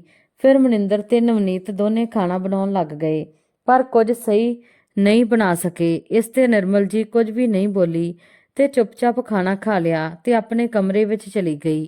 ਨਵਨੀਤ ਨੂੰ ਨਿਰਮਲ ਜੀ ਨੇ ਇੱਕ ਵਾਰ ਵੀ ਨਹੀਂ ਬੁਲਾਇਆ ਤੇ ਨਾ ਹੀ ਕੁਝ ਕਿਹਾ। ਨਵਨੀਤ ਬਹੁਤ ਪਰੇਸ਼ਾਨ ਸੀ ਤੇ ਕੁਝ ਸਮਝ ਨਹੀਂ ਪਾ ਰਹੀ ਸੀ ਕਿ ਇਹ ਸਭ ਕੀ ਹੋ ਰਿਹਾ ਹੈ। ਮਨਿੰਦਰ ਵੀ ਕੁਝ ਸਮਝ ਨਹੀਂ ਪਾ ਰਿਹਾ ਸੀ ਕਿ ਉਸ ਦੀ ਮਾਂ ਚਾਹੁੰਦੀ ਕੀ ਹੈ। ਖਾਣਾ ਖਾ ਕੇ ਸਾਰੇ ਸੌਂ ਗਏ। ਜਦੋਂ ਸਵੇਰ ਹੋਈ ਤਾਂ ਨਵਨੀਤ ਉੱਠੀ ਤਾਂ ਉਸਨੇ ਦੇਖਿਆ ਕਿ ਉਸ ਦੀ ਸੱਸ ਰਸੋਈ ਵਿੱਚ ਖਾਣਾ ਬਣਾ ਰਹੀ ਹੈ। ਨਵਨੀਤ ਨੇ ਆਪਣੀ ਸੱਸ ਦੇ ਕੋਲ ਜਾ ਕੇ ਕਿਹਾ, ਮਾਂ, ਮੈਂ ਤੁਹਾਡੀ ਮਦਦ ਕਰਾਂ? ਨਿਰਮਲ ਜੀ ਨੇ ਕਿਹਾ, ਮਦਦ ਕਰਨੀ ਹੁੰਦੀ ਤਾਂ ਇਹ ਸਭ ਨਾ ਹੁੰਦਾ। ਇਹ ਸਭ ਤੇਰੀ ਵਜ੍ਹਾ ਨਾਲ ਹੋ ਰਿਹਾ ਹੈ, ਪਰ ਇਹ ਬਿਲਕੁਲ ਵੀ ਠੀਕ ਨਹੀਂ ਹੈ। ਤੂੰ ਕਿਉਂ ਮਨਿੰਦਰ ਦੇ ਕੰਨ ਭਰਦੀ ਰਹਿੰਦੀ ਹੈ ਕਿ ਘਰ ਵਿੱਚ ਕੰਮ ਵਾਲੀ ਰੱਖ ਲਾ ਤੇ ਖਾਣਾ ਬਣਾਉਣ ਵਾਲੀ ਵੀ ਰੱਖ ਲਾ? ਕਿਉਂ ਤੂੰ ਮੇਰਾ ਘਰ ਬਰਬਾਦ ਕਰਨ ਵਿੱਚ ਲੱਗੀ ਹੈ? ਨਵਨੀਤ ਕੁਝ ਨਹੀਂ ਬੋਲੀ ਤੇ ਉੱਥੋਂ ਚਲੀ ਗਈ ਤੇ ਆਪਣੇ ਕਮਰੇ ਵਿੱਚ ਜਾ ਕੇ ਰੋਣ ਲੱਗੀ। ਇਹ ਸਾਰੀਆਂ ਗੱਲਾਂ ਮਨਿੰਦਰ ਵੀ ਸੁਣ ਰਿਹਾ ਸੀ। ਉਸਨੇ ਆਪਣੀ ਮਾਂ ਨੂੰ ਆ ਕੇ ਪੁੱਛਿਆ, ਮਾਂ, ਤੁਸੀਂ ਨਵਨੀਤ ਨੂੰ ਇਸ ਤਰ੍ਹਾਂ ਕਿਉਂ ਬੋਲ ਰਹੇ ਹੋ? ਨਵਨੀਤ ਨੇ ਹੀ ਘਰ ਨੂੰ ਸੰਭਾਲਣ ਵਿੱਚ ਮੇਰੀ ਮਦਦ ਕੀਤੀ ਸੀ। ਉਸਨੇ ਕਦੇ ਵੀ ਕੋਈ ਕੰਮ ਨਹੀਂ ਕੀਤਾ, ਪਰ ਫਿਰ ਵੀ ਉਸਨੇ ਸਭ ਕੁਝ ਚੰਗੀ ਤਰ੍ਹਾਂ ਕੀਤਾ। ਤੁਹਾਨੂੰ ਉਸਨੂੰ ਟਾਈਮ ਤੇ ਨਵਾਇਆ, ਸੰਭਾਲਿਆ, ਖਾਣਾ ਖਵਾਇਆ ਤੇ ਦਵਾਈਆਂ ਵੀ ਸਮੇਂ ਤੇ ਦਿੰਦੀ ਰਹੀ ਤੇ ਨਾਲ ਮੇਰਾ ਵੀ ਤੇ ਪਾਪਾ ਦਾ ਵੀ ਧਿਆਨ ਰੱਖਿਆ। ਸਭ ਕੁਝ ਉਸਨੇ ਇੰਨੇ ਵਧੀਆ ਤਰੀਕੇ ਨਾਲ ਕੀਤਾ ਹੈ ਕਿ ਪਤਾ ਹੀ ਨਹੀਂ ਲੱਗਣ ਦਿੱਤਾ ਕਿ ਘਰ ਵਿੱਚ ਕੋਈ ਪਰੇਸ਼ਾਨੀ ਹੈ। ਤਾਂ ਨਿਰਮਲ ਜੀ ਜ਼ੋਰ-ਜ਼ੋਰ ਨਾਲ ਨਵਨੀਤ ਨੂੰ ਆਵਾਜ਼ਾਂ ਮਾਰਨ ਲੱਗੀ ਤੇ ਬੋਲੀ, ਨਵਨੀਤ, ਇੱਧਰ ਆ ਤੇ ਇਹ ਦੱਸ ਕਿ ਤੂੰ ਮੇਰੇ ਬੇਟੇ ਦੇ ਉੱਤੇ ਕਿਹੜਾ ਜਾਦੂ ਟੂਣਾ ਕਰ ਦਿੱਤਾ ਹੈ ਜੋ ਮੇਰਾ ਬੇਟਾ ਮੈਨੂੰ ਹੀ ਗਲਤ ਠਹਿਰਾਉਣ ਤੇ ਲੱਗਿਆ ਹੋਇਆ ਹੈ। ਉਸ ਨੂੰ ਤਾਂ ਆਪਣੀ ਹੀ ਮਾਂ ਗਲਤ ਲੱਗ ਰਹੀ ਹੈ। ਨਵਨੀਤ ਤਾਂ ਕੁਝ ਵੀ ਨਹੀਂ ਬੋਲ ਪਾ ਰਹੀ ਸੀ ਤੇ ਬਸ ਰੋਈ ਜਾ ਰਹੀ ਸੀ। ਤਾਂ ਮਨਿੰਦਰ ਨੇ ਕਿਹਾ, ਨਵਨੀਤ, ਤੂੰ ਆਪਣੇ ਘਰੇ ਚਲੀ ਜਾ, ਇੱਥੇ ਤੂੰ ਰਹਿ ਨਹੀਂ ਸਕੇਂਗੀ। ਤੂੰ ਜਾ ਤੇ ਮੈਂ ਤੈਨੂੰ ਕੁਝ ਦਿਨਾਂ ਬਾਅਦ ਲੈਣ ਆਉਂਗਾ।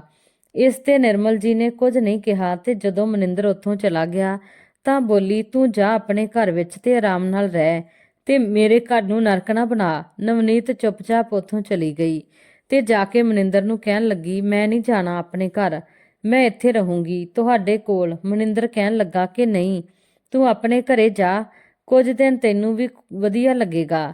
ਨਵਨੀਤ ਨੇ ਕਿਹਾ, ਹੁਣ ਇਹੀ ਮੇਰਾ ਘਰ ਹੈ, ਜਦੋਂ ਤੱਕ ਸਭ ਕੁਝ ਠੀਕ ਨਹੀਂ ਹੋ ਜਾਂਦਾ ਮੈਂ ਇੱਥੇ ਹੀ ਰਹੂੰਗੀ ਤੇ ਆਪਾਂ ਦੋਨੇ ਮਿਲ ਕੇ ਸਭ ਕੁਝ ਠੀਕ ਕਰ ਦੇਵਾਂਗੇ। ਨਵਨੀਤ ਨੇ ਭਰੋਸਾ ਦਿਵਾਉਂਦੇ ਹੋਏ ਕਿਹਾ। ਮਨਿੰਦਰ ਨੇ ਕਿਹਾ, ਠੀਕ ਹੈ, ਦੇਖਦੇ ਹਾਂ ਮਾਂ ਕੀ ਕਰਦੀ ਹੈ। ਨਵਨੀਤ ਬੋਲੀ, ਮਾਂ ਨੂੰ ਇਸ ਤਰ੍ਹਾਂ ਨਾ ਬੋਲੋ, ਸਭ ਠੀਕ ਹੋ ਜਾਵੇਗਾ। ਉਸ ਤੋਂ ਬਾਅਦ ਸਾਰੇ ਆਪੋ ਆਪਣੇ ਕਮਰੇ ਵਿੱਚ ਜਾ ਕੇ ਸੌਂ ਗਏ। ਜਦੋਂ ਸਵੇਰ ਹੋਈ ਤਾਂ ਸਾਰੇ ਆਪਣੇ ਆਪਣੇ ਕੰਮਾਂ ਵਿੱਚ ਲੱਗ ਗਏ ਤਾਂ ਮਨਿੰਦਰ ਨੇ ਦੇਖਿਆ 10 ਵੱਜ ਗਏ ਨੇ ਤੇ ਕੰਮ ਵਾਲੀ ਅਜੇ ਤੱਕ ਨਹੀਂ ਆਈ। ਨਵਨੀਤ ਨੇ ਕਿਹਾ, ਮੈਂ ਉਸ ਨੂੰ ਫੋਨ ਕਰਕੇ ਮਨਾ ਕਰ ਦਿੱਤਾ ਹੈ ਕਿ ਤੂੰ ਕੁਝ ਦਿਨਾਂ ਦੇ ਲਈ ਆਰਾਮ ਕਰ, ਜਦੋਂ ਸਾਨੂੰ ਜ਼ਰੂਰਤ ਹੋਵੇਗੀ ਤਾਂ ਫੋਨ ਕਰਕੇ ਬੁਲਾ ਲਵਾਂਗੇ। ਮਨਿੰਦਰ ਕਹਿਣ ਲੱਗਾ, ਪਰ ਨਵਨੀਤ, ਤੂੰ ਮਨਾ ਕਿਉਂ ਕੀਤਾ? ਮਾਂ ਨੇ ਕੱਲ ਹੀ ਤਾਂ ਕਿਹਾ ਸੀ ਕਿ ਮੈਨੂੰ ਘਰ ਵਿੱਚ ਕੰਮ ਵਾਲੀ ਦਿਸਣੀ ਨਹੀਂ ਚਾਹੀਦੀ, ਇਸ ਲਈ ਮੈਂ ਉਸ ਨੂੰ ਮਨਾ ਕਰ ਦਿੱਤਾ। ਮਨਿੰਦਰ ਨੇ ਕੁਝ ਨਹੀਂ ਕਿਹਾ ਤੇ ਉੱਠ ਕੇ ਨਹਾਉਣ ਲਈ ਚਲਾ ਗਿਆ। ਨਵਨੀਤ ਵੀ ਰਸੋਈ ਵਿੱਚ ਗਈ ਤੇ ਜਾ ਕੇ ਕਹਿਣ ਲੱਗੀ, ਮੈਂ ਕੋਈ ਕੰਮ ਕਰਵਾ ਦਿੰਦੀ ਹਾਂ। ਨਿਰਮਲ ਜੀ ਨੇ ਕਿਹਾ, ਤੂੰ ਜਾ ਇੱਥੋਂ, ਮੈਨੂੰ ਕਿਸੇ ਦੀ ਕੋਈ ਮਦਦ ਨਹੀਂ ਚਾਹੀਦੀ। ਨਵਨੀਤ ਬਿਨਾਂ ਕੁਝ ਬੋਲੇ ਉੱਥੋਂ ਚਲੀ ਗਈ ਤੇ ਕਮਰੇ ਵਿੱਚ ਜਾ ਕੇ ਬੈਠ ਗਈ ਤੇ ਸੋਚਣ ਲੱਗੀ ਕਿ ਆਖਿਰ ਮੇਰੀ ਕੀ ਗਲਤੀ ਹੈ। ਜੋ ਮਾਂ ਮੈਨੂੰ ਪਸੰਦ ਨਹੀਂ ਕਰਦੀ ਤੇ ਨਾ ਹੀ ਠੀਕ ਤਰ੍ਹਾਂ ਨਾਲ ਮੇਰੇ ਨਾਲ ਕਦੇ ਵੀ ਗੱਲ ਕਰਦੀ ਹੈ। ਤਾਂ ਮਨਿੰਦਰ ਨਹਾ ਕੇ ਕਮਰੇ ਵਿੱਚ ਆਉਂਦਾ ਹੈ ਤੇ ਨਵਨੀਤ ਨੂੰ ਪੁੱਛਦਾ ਹੈ ਕਿ ਤੂੰ ਤਿਆਰ ਕਿਉਂ ਨਹੀਂ ਹੋਈ, ਕਿ ਤੂੰ ਅੱਜ ਆਫਿਸ ਨਹੀਂ ਜਾਣਾ। ਨਵਨੀਤ ਨੇ ਕਿਹਾ, ਅੱਜ ਮੈਂ ਆਫਿਸ ਨਹੀਂ ਜਾਊਂਗੀ, ਅੱਜ ਮੈਂ ਘਰੇ ਰਹਿ ਕੇ ਮਾਂ ਦੇ ਨਾਲ ਥੋੜਾ ਸਮਾਂ ਬਿਤਾਉਣਾ ਚਾਹੁੰਦੀ ਹਾਂ। ਤਾਂ ਮਨਿੰਦਰ ਕਹਿਣ ਲੱਗਿਆ, ਅੱਜ ਮਾਂ ਦਾ ਮੂਡ ਠੀਕ ਹੋ ਗਿਆ ਹੈ ਜੋ ਤੂੰ ਮਾਂ ਦੇ ਨਾਲ ਮਸਤੀ ਕਰਨੀ ਚਾਹੁੰਦੀ ਹੈ। ਤਾਂ ਨਵਨੀਤ ਨੇ ਕਿਹਾ, ਤੂੰ ਆਪਣੇ ਆਫਿਸ ਚਲੇ ਜਾਓ, ਤੁਸੀਂ ਆਪਣੇ ਆਫਿਸ ਚਲੇ ਜਾਓ, ਸਾਡੇ ਵਿੱਚ ਨਾ ਪਾਓ।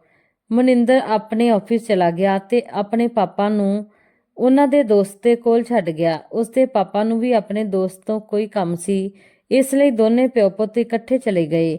ਘਰ ਵਿੱਚ ਹੁਣ ਦੋਨੇ ਨਵਨੀਤ ਤੇ ਨਿਰਮਲ ਜੀ ਰਹਿ ਗਈਆਂ ਤੇ ਨਵਨੀਤ ਨੇ ਦੇਖਿਆ ਕਿ ਉਸਦੀ ਸੱਸ ਆਪਣੇ ਕਮਰੇ ਵਿੱਚ ਚਲੀ ਗਈ ਹੈ। ਜਦੋਂ ਕਾਫੀ ਦੇਰ ਤੱਕ ਨਿਰਮਲ ਜੀ ਆਪਣੇ ਕਮਰੇ ਤੋਂ ਬਾਹਰ ਨਹੀਂ ਆਈ ਤਾਂ ਨਵਨੀਤ ਉਹਨਾਂ ਦੇ ਕਮਰੇ ਵਿੱਚ ਚਲੀ ਗਈ ਤੇ ਕਹਿਣ ਲੱਗੀ, ਮੰਮੀ ਚਲੋ ਆਪਾਂ ਮੂਵੀ ਦੇਖ ਕੇ ਆਉਂਦੇ ਹਾਂ। ਇਹ ਸੁਣਦੇ ਹੀ ਉਸਦੀ ਸੱਸ ਬੋਲੀ, ਮੈਨੂੰ ਇਕੱਲੀ ਛੱਡ ਦੇ, ਤੂੰ ਆਪਣਾ ਜਿੱਥੇ ਜਾਣਾ ਚਾਹੇ ਉੱਥੇ ਜਾ ਸਕਦੀ ਹੈ। ਤੇ ਨਵਨੀਤ ਹੱਸਦੀ ਹੋਈ ਬੋਲੀ, ਮੈਂ ਤਾਂ ਬਸ ਤੁਹਾਡੇ ਨਾਲ ਚੱਲਣਾ ਹੈ, ਜੇ ਤੁਸੀਂ ਬਾਹਰ ਨਹੀਂ ਜਾਣਾ ਚਾਹੁੰਦੇ ਤਾਂ ਘਰ ਵਿੱਚ ਹੀ ਬੈਠ ਕੇ ਮੂਵੀ ਦੇਖ ਲਈ ਜਾਵੇ। ਨਿਰਮਲ ਜੀ ਬੋਲੀ, ਮੈਂ ਹੱਥ ਜੋੜਦੀ ਹਾਂ ਤੈਨੂੰ, ਤੂੰ ਇੱਥੋਂ ਚਲੀ ਜਾ। ਤੇ ਨਵਨੀਤ ਹੱਸ ਕੇ ਬੋਲੀ, ਨਹੀਂ ਮੈਂ ਤੁਹਾਡੇ ਬਿਨਾਂ ਇੱਥੋਂ ਨਹੀਂ ਜਾਵਾਂਗੀ। ਨਿਰਮਲ ਜੀ ਬੋਲੀ, ਮੈਂ ਤੈਨੂੰ ਕਿਹਾ ਨਾ ਕਿ ਤੂੰ ਮੇਰੇ ਕਮਰੇ ਵਿੱਚੋਂ ਹੁਣੇ ਚਲੀ ਜਾ ਤੇ ਰੱਬ ਦੇ ਲਈ ਮੈਨੂੰ ਇਕੱਲੀ ਛੱਡ ਦੇ। ਇਸ ਤੇ ਨਵਨੀਤ ਕੁਝ ਨਹੀਂ ਬੋਲੀ ਤੇ ਫਿਰ ਉੱਥੋਂ ਚਲੀ ਗਈ ਤੇ ਰਸੋਈ ਵਿੱਚ ਜਾ ਕੇ ਚਾਹ ਬਣਾਉਣ ਲੱਗੀ। ਨਵਨੀਤ ਚਾਹ ਬਣਾ ਕੇ ਆਪਣੀ ਸੱਸ ਦੇ ਕੋਲ ਜਾ ਕੇ ਬੈਠ ਗਈ ਤੇ ਬੋਲੀ, ਮੰਮੀ ਚਲੋ ਆਪਾਂ ਇਕੱਠੇ ਬੈਠ ਕੇ ਚਾਹ ਪੀਂਦੇ ਹਾਂ। ਨਵਨੀਤ ਨੇ ਚਾਹ ਦਾ ਕੱਪ ਚੱਕ ਕੇ ਨਿਰਮਲ ਜੀ ਵੱਲ ਵਧਾ ਦਿੱਤਾ। ਨਿਰਮਲ ਜੀ ਨੇ ਚਾਹ ਦਾ ਕੱਪ ਸੁੱਟ ਦਿੱਤਾ ਤੇ ਨਵਨੀਤ ਨੂੰ ਕਹਿਣ ਲੱਗੀ, ਤੂੰ ਕੀ ਚਾਹੁੰਦੀ ਹੈ? ਤੂੰ ਮੇਰੇ ਪਿੱਛੇ ਕਿਉਂ ਪਈ ਹੋਈ ਹੈ? ਹੁਣ ਤੂੰ ਕੀ ਕਰਨਾ ਚਾਹੁੰਦੀ ਹੈ? ਇਸ ਤੇ ਨਵਨੀਤ ਰੋਂਦੇ ਹੋਏ ਬੋਲੀ, ਮਾਂ ਮੈਂ ਬਸ ਤੁਹਾਡਾ ਪਿਆਰ ਤੇ ਸਾਥ ਚਾਹੁੰਦੀ ਹਾਂ, ਹੋਰ ਕੁਝ ਨਹੀਂ ਚਾਹੀਦਾ ਮੈਨੂੰ। ਇਸ ਤੇ ਨਿਰਮਲ ਜੀ ਨੇ ਕਿਹਾ, ਮੇਰਾ ਇੱਕ ਸਾਥ ਦੇ ਦੇ ਕਿ ਤੂੰ ਮੇਰੀਆਂ ਨਜ਼ਰਾਂ ਦੇ ਸਾਹਮਣੇ ਕਦੇ ਨਾ ਆਵੀਂ। ਬੋਲ, ਤੂੰ ਅਜਿਹਾ ਕਰ ਸਕਦੀ ਹੈ? ਜੇ ਹਾਂ ਤਾਂ ਬਸ ਇਹੀ ਕੰਮ ਕਰ। ਨਵਨੀਤ ਬੋਲੀ, ਠੀਕ ਹੈ ਮਾਂ, ਜੇ ਤੁਸੀਂ ਇਹੀ ਚਾਹੁੰਦੇ ਹੋ ਤਾਂ ਇਹੀ ਠੀਕ ਹੈ। ਇੰਨਾ ਕਹਿ ਕੇ ਨਵਨੀਤ ਉੱਥੋਂ ਚਲੀ ਗਈ। ਸ਼ਾਮ ਹੋ ਚੁੱਕੀ ਸੀ। ਮਨਿੰਦਰ ਤੇ ਉਸਦੇ ਪਾਪਾ ਵੀ ਆ ਗਏ। ਉਹਨਾਂ ਨੇ ਆ ਕੇ ਦੇਖਿਆ ਕਿ ਨਿਰਮਲ ਜੀ ਚਾਹ ਬਣਾ ਰਹੀ ਸੀ। ਮਨਿੰਦਰ ਨੇ ਮਾਂ ਨੂੰ ਹਾਲ ਚਾਲ ਪੁੱਛਿਆ ਤੇ ਫਿਰ ਆਪਣੇ ਕਮਰੇ ਵਿੱਚ ਆ ਗਿਆ ਤੇ ਹੱਥ ਮੂੰਹ ਧੋ ਕੇ ਨਵਨੀਤ ਨੂੰ ਬੁਲਾਉਣ ਲੱਗਿਆ ਤੇ ਕਹਿਣ ਲੱਗਿਆ, ਨਵਨੀਤ ਤੂੰ ਅੱਜ ਮੇਰੇ ਕੱਪੜੇ ਨਹੀਂ ਰੱਖੇ, ਕਿੱਥੇ ਹੈ ਤੂੰ? ਪਰ ਅੰਦਰੋਂ ਕੋਈ ਆਵਾਜ਼ ਨਹੀਂ ਆਈ। ਤਾਂ ਮਨਿੰਦਰ ਆਪਣੇ ਕੱਪੜੇ ਕੱਢੇ ਤੇ ਪਾ ਕੇ ਬਾਹਰ ਆ ਗਿਆ। ਦੇਖਿਆ ਤਾਂ ਉਸਦੀ ਮੰਮੀ ਪਾਪਾ ਬੈਠੇ ਚਾਹ ਪੀ ਰਹੇ ਸੀ। ਨਵਨੀਤ ਕਿਤੇ ਨਜ਼ਰ ਨਹੀਂ ਆ ਰਹੀ। ਤਾਂ ਮਨਿੰਦਰ ਨੇ ਆਪਣੇ ਮੰਮੀ ਪਾਪਾ ਨੂੰ ਪੁੱਛਿਆ, ਪਾਪਾ ਜੀ ਨਵਨੀਤ ਕਿੱਥੇ ਹੈ? ਤੁਸੀਂ ਨਵਨੀਤ ਨੂੰ ਦੇਖਿਆ? ਜਦੋਂ ਮੈਂ ਆਇਆ ਹਾਂ ਉਸ ਨੂੰ ਨਹੀਂ ਦੇਖਿਆ। ਮਨਿੰਦਰ ਨੇ ਪਾਪਾ ਨੂੰ ਕਿਹਾ, ਦੇਖ ਲਾ ਬੇਟਾ। ਮਨਿੰਦਰ ਦੇ ਪਾਪਾ ਨੇ ਕਿਹਾ, ਦੇਖ ਲਾ ਬੇਟਾ, ਘਰ ਵਿੱਚ ਹੀ ਹੋਵੇਗੀ। ਉਸ ਤੋਂ ਬਾਅਦ ਮਨਿੰਦਰ ਨੇ ਆਪਣੀ ਮੰਮੀ ਨੂੰ ਪੁੱਛਿਆ ਤਾਂ ਉਸਦੀ ਮਾਂ ਬੋਲੀ, ਆਪਣੇ ਕਮਰੇ ਵਿੱਚ ਹੋਵੇਗੀ, ਹੋਰ ਕਿੱਥੇ ਹੋਵੇਗੀ? ਇਸ ਤੇ ਮਨਿੰਦਰ ਨੇ ਕਿਹਾ, ਨਾ ਤਾਂ ਉਹ ਕਮਰੇ ਵਿੱਚ ਹੈ ਤੇ ਨਾ ਹੀ ਬਾਹਰ। ਤਾਂ ਫਿਰ ਉਹ ਕਿੱਥੇ ਹੈ? ਮੈਂ ਤਾਂ ਉਸ ਨੂੰ ਹਰ ਜਗ੍ਹਾ ਲੱਭ ਲਿਆ ਹੈ ਤੇ ਕਦੋਂ ਤੋਂ ਨਵਨੀਤ ਦੀਆਂ ਆਵਾਜ਼ਾਂ ਲਗਾ ਰਿਹਾ ਹਾਂ, ਪਰ ਮੈਨੂੰ ਤਾਂ ਉਹ ਨਜ਼ਰ ਹੀ ਨਹੀਂ ਆਈ। ਇਸ ਲਈ ਤਾਂ ਤੁਹਾਨੂੰ ਪੁੱਛ ਰਿਹਾ ਹਾਂ, ਨਵਨੀਤ ਕਿੱਥੇ ਹੈ? ਇਸ ਤੇ ਉਸਦੀ ਮਾਂ ਬੋਲੀ, ਮੈਨੂੰ ਕੀ ਪਤਾ ਕਿ ਤੁਸੀਂ ਕਿੱਥੋਂ ਆਉਂਦੇ ਹੋ ਤੇ ਕਿੱਥੇ ਜਾਂਦੇ ਹੋ। ਇਸ ਲਈ ਗੱਲ ਤੇ ਮਨਿੰਦਰ ਦੇ ਪਾਪਾ ਬੋਲੇ, ਇਸ ਤਰ੍ਹਾਂ ਕਿਉਂ ਕਹਿ ਰਹੀ ਹੈ? ਜੇ ਨਵਨੀਤ ਨੇ ਕਿਤੇ ਜਾਣਾ ਹੁੰਦਾ ਤਾਂ ਫਿਰ ਆਪਾਂ ਨੂੰ ਪੁੱਛ ਕੇ ਜਾਂਦੀ, ਬਿਨਾਂ ਪੁੱਛੇ ਨਹੀਂ ਜਾਂਦੀ। ਸਾਨੂੰ ਬਿਨਾਂ ਦੱਸੇ ਕਿਵੇਂ ਜਾ ਸਕਦੀ ਹੈ? ਇਸ ਤੇ ਨਿਰਮਲ ਜੀ ਬੋਲੀ, ਕਦੋਂ ਤੋਂ ਮੇਰੇ ਪਿੱਛੇ ਪਈ ਹੋਈ ਸੀ ਕਿ ਮੇਰੇ ਨਾਲ ਮੂਵੀ ਦੇਖਣ ਚੱਲ। ਜਦੋਂ ਮੈਂ ਨਹੀਂ ਗਈ ਤਾਂ ਹੋ ਸਕਦਾ ਹੈ ਉਹ ਆਪਣੀਆਂ ਸਹੇਲੀਆਂ ਦੇ ਨਾਲ ਮੂਵੀ ਦੇਖਣ ਗਈ ਹੋਵੇ। ਇਹ ਸੁਣ ਕੇ ਮਨਿੰਦਰ ਬੋਲਿਆ, ਨਹੀਂ ਅਜਿਹਾ ਨਹੀਂ ਹੋ ਸਕਦਾ। ਉਸਨੇ ਮੂਵੀ ਦੇਖਣ ਜਾਣਾ ਹੁੰਦਾ ਤਾਂ ਉਹ ਮੈਨੂੰ ਜ਼ਰੂਰ ਦੱਸਦੀ। ਮਾਂ ਘਰੇ ਸਭ ਕੁਝ ਠੀਕ ਸੀ ਨਾ? ਤੁਸੀਂ ਫਿਰ ਤੋਂ ਨਵਨੀਤ ਨੂੰ ਕੁਝ ਕਿਹਾ ਤਾਂ ਨਹੀਂ? ਉਸਦੀ ਮਾਂ ਨੇ ਕਿਹਾ, ਮੈਂ ਕੀ ਉਸ ਨੂੰ ਘਰ ਤੋਂ ਕੱਢ ਦਿੱਤਾ ਹੈ ਜੋ ਤੂੰ ਮੈਨੂੰ ਇਸ ਤਰ੍ਹਾਂ ਦੀਆਂ ਗੱਲਾਂ ਕਹਿ ਰਿਹਾ ਹੈ? ਮਨਿੰਦਰ ਬੋਲਿਆ, ਨਹੀਂ ਮਾਂ, ਅਜਿਹਾ ਕੁਝ ਨਹੀਂ ਹੈ, ਪਰ ਨਵਨੀਤ ਦਾ ਪਤਾ ਨਹੀਂ ਕਿੱਥੇ ਚਲੀ ਗਈ। ਉਸਦੀ ਮਾਂ ਨੇ ਕਿਹਾ, ਗਈ ਹੋਵੇਗੀ ਮੂਵੀ ਦੇਖਣ, ਹੋਰ ਕਿੱਥੇ ਜਾਣਾ ਹੈ ਉਸਨੇ। ਮਨਿੰਦਰ ਨੇ ਨਵਨੀਤ ਦਾ ਫੋਨ ਮਿਲਾਇਆ ਪਰ ਉਸਦਾ ਫੋਨ ਤਾਂ ਘਰੇ ਹੀ ਵੱਜ ਰਿਹਾ ਸੀ। ਜਦੋਂ ਉਸਨੇ ਕਮਰੇ ਵਿੱਚ ਜਾ ਕੇ ਦੇਖਿਆ ਤਾਂ ਉਸਦਾ ਫੋਨ ਕਮਰੇ ਵਿੱਚ ਪਿਆ ਹੋਇਆ ਸੀ ਤਾਂ ਮਨਿੰਦਰ ਹੋਰ ਵੀ ਚਿੰਤਾ ਵਿੱਚ ਹੋ ਗਿਆ। ਮਨਿੰਦਰ ਦੇ ਪਾਪਾ ਬੋਲੇ, ਬੇਟਾ ਉਸਦੀਆਂ ਸਹੇਲੀਆਂ ਦਾ ਨੰਬਰ ਮਿਲਾ ਕੇ ਦੇਖ, ਕੀ ਪਤਾ ਉੱਥੇ ਹੋਵੇ। ਮਨਿੰਦਰ ਨੇ ਸਭ ਨੂੰ ਇੱਕ ਇੱਕ ਕਰਕੇ ਫੋਨ ਕੀਤਾ ਪਰ ਨਵਨੀਤ ਕਿਸੇ ਦੇ ਨਾਲ ਵੀ ਨਹੀਂ ਸੀ। ਮਨਿੰਦਰ ਦੇ ਪਾਪਾ ਬੋਲੇ, ਨਿਰਮਲ ਕੀ ਹੋਇਆ? ਘਰ ਵਿੱਚ ਸਾਡੇ ਪਿੱਛੋਂ ਜੋ ਵੀ ਗੱਲਾਂ ਹੋਈਆਂ ਮੈਨੂੰ ਦੱਸ।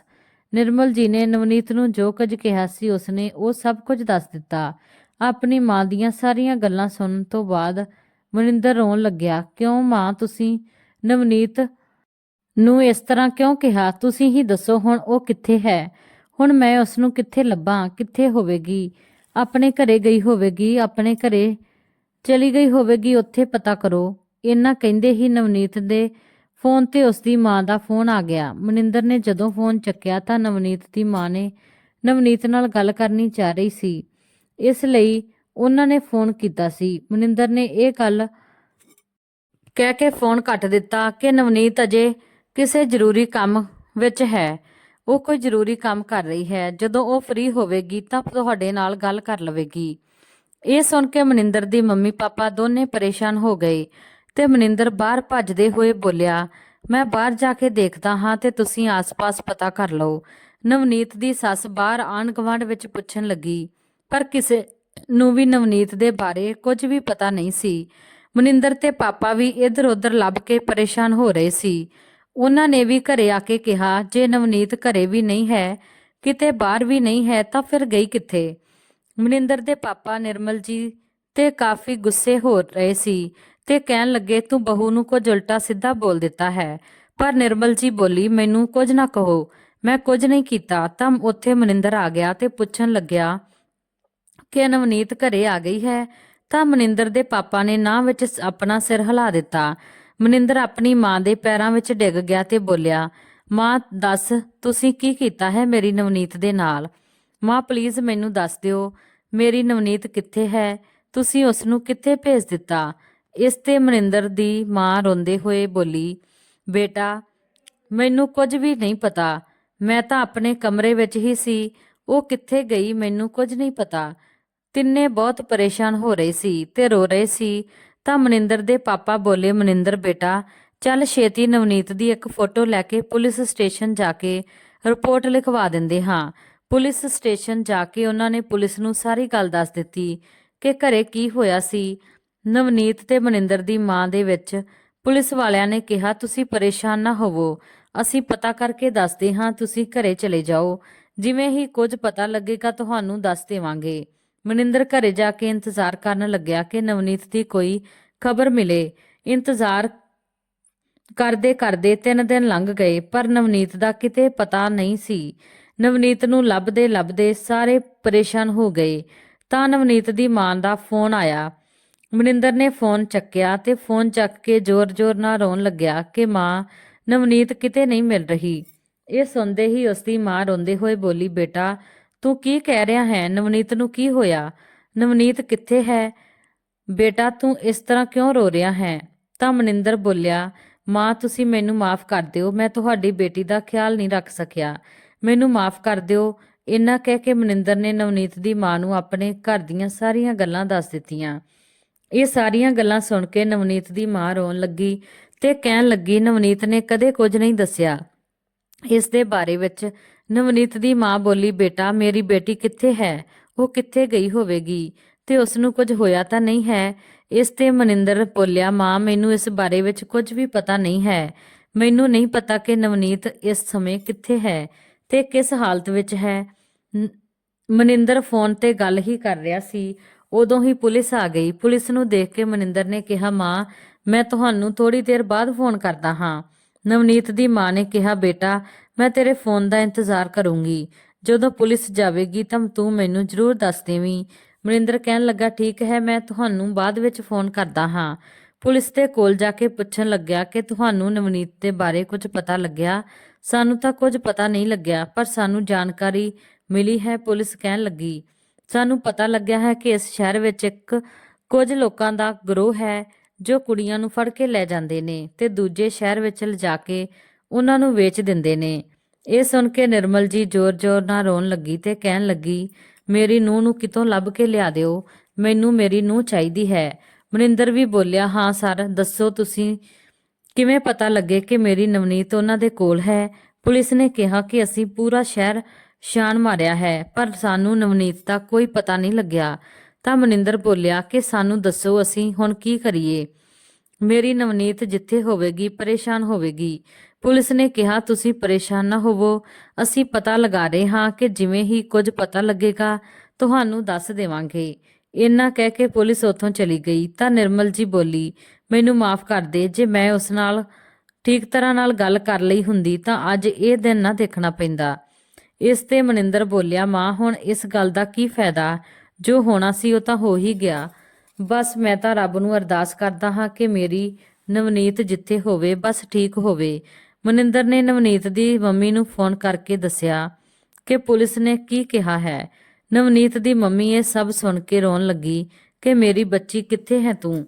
ਮਨਿੰਦਰ ਨੇ ਕਿਹਾ, ਮਾਂ ਤੁਸੀਂ ਪਰੇਸ਼ਾਨ ਨਾ ਹੋਵੋ, ਮੈਂ ਨਵਨੀਤ ਨੂੰ ਕਿਤੋਂ ਵੀ ਲੱਭ ਕੇ ਲੈ ਆਉਂਗਾ। ਇੰਨਾ ਸੁਣ ਕੇ ਨਵਨੀਤ ਦੀ ਮਾਂ ਨੇ ਫੋਨ ਰੱਖ ਦਿੱਤਾ ਤੇ ਉਹ ਵੀ ਲੱਭਣ ਦੀ ਕੋਸ਼ਿਸ਼ ਕਰਨ ਲੱਗੇ।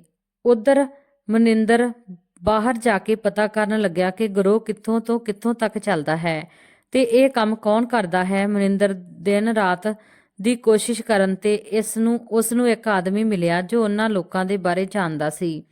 ਉਸ ਆਦਮੀ ਦਾ ਇੱਕ ਜਗ੍ਹਾ ਪਤਾ ਸੀ ਜਿੱਥੇ ਉਹ ਲੋਕ ਕੰਮ ਕਰਦੇ ਸੀ। ਉਹ ਮਨਿੰਦਰ ਉਸ ਨੂੰ ਉਸੇ ਜਗ੍ਹਾ ਤੇ ਲੈ ਗਿਆ।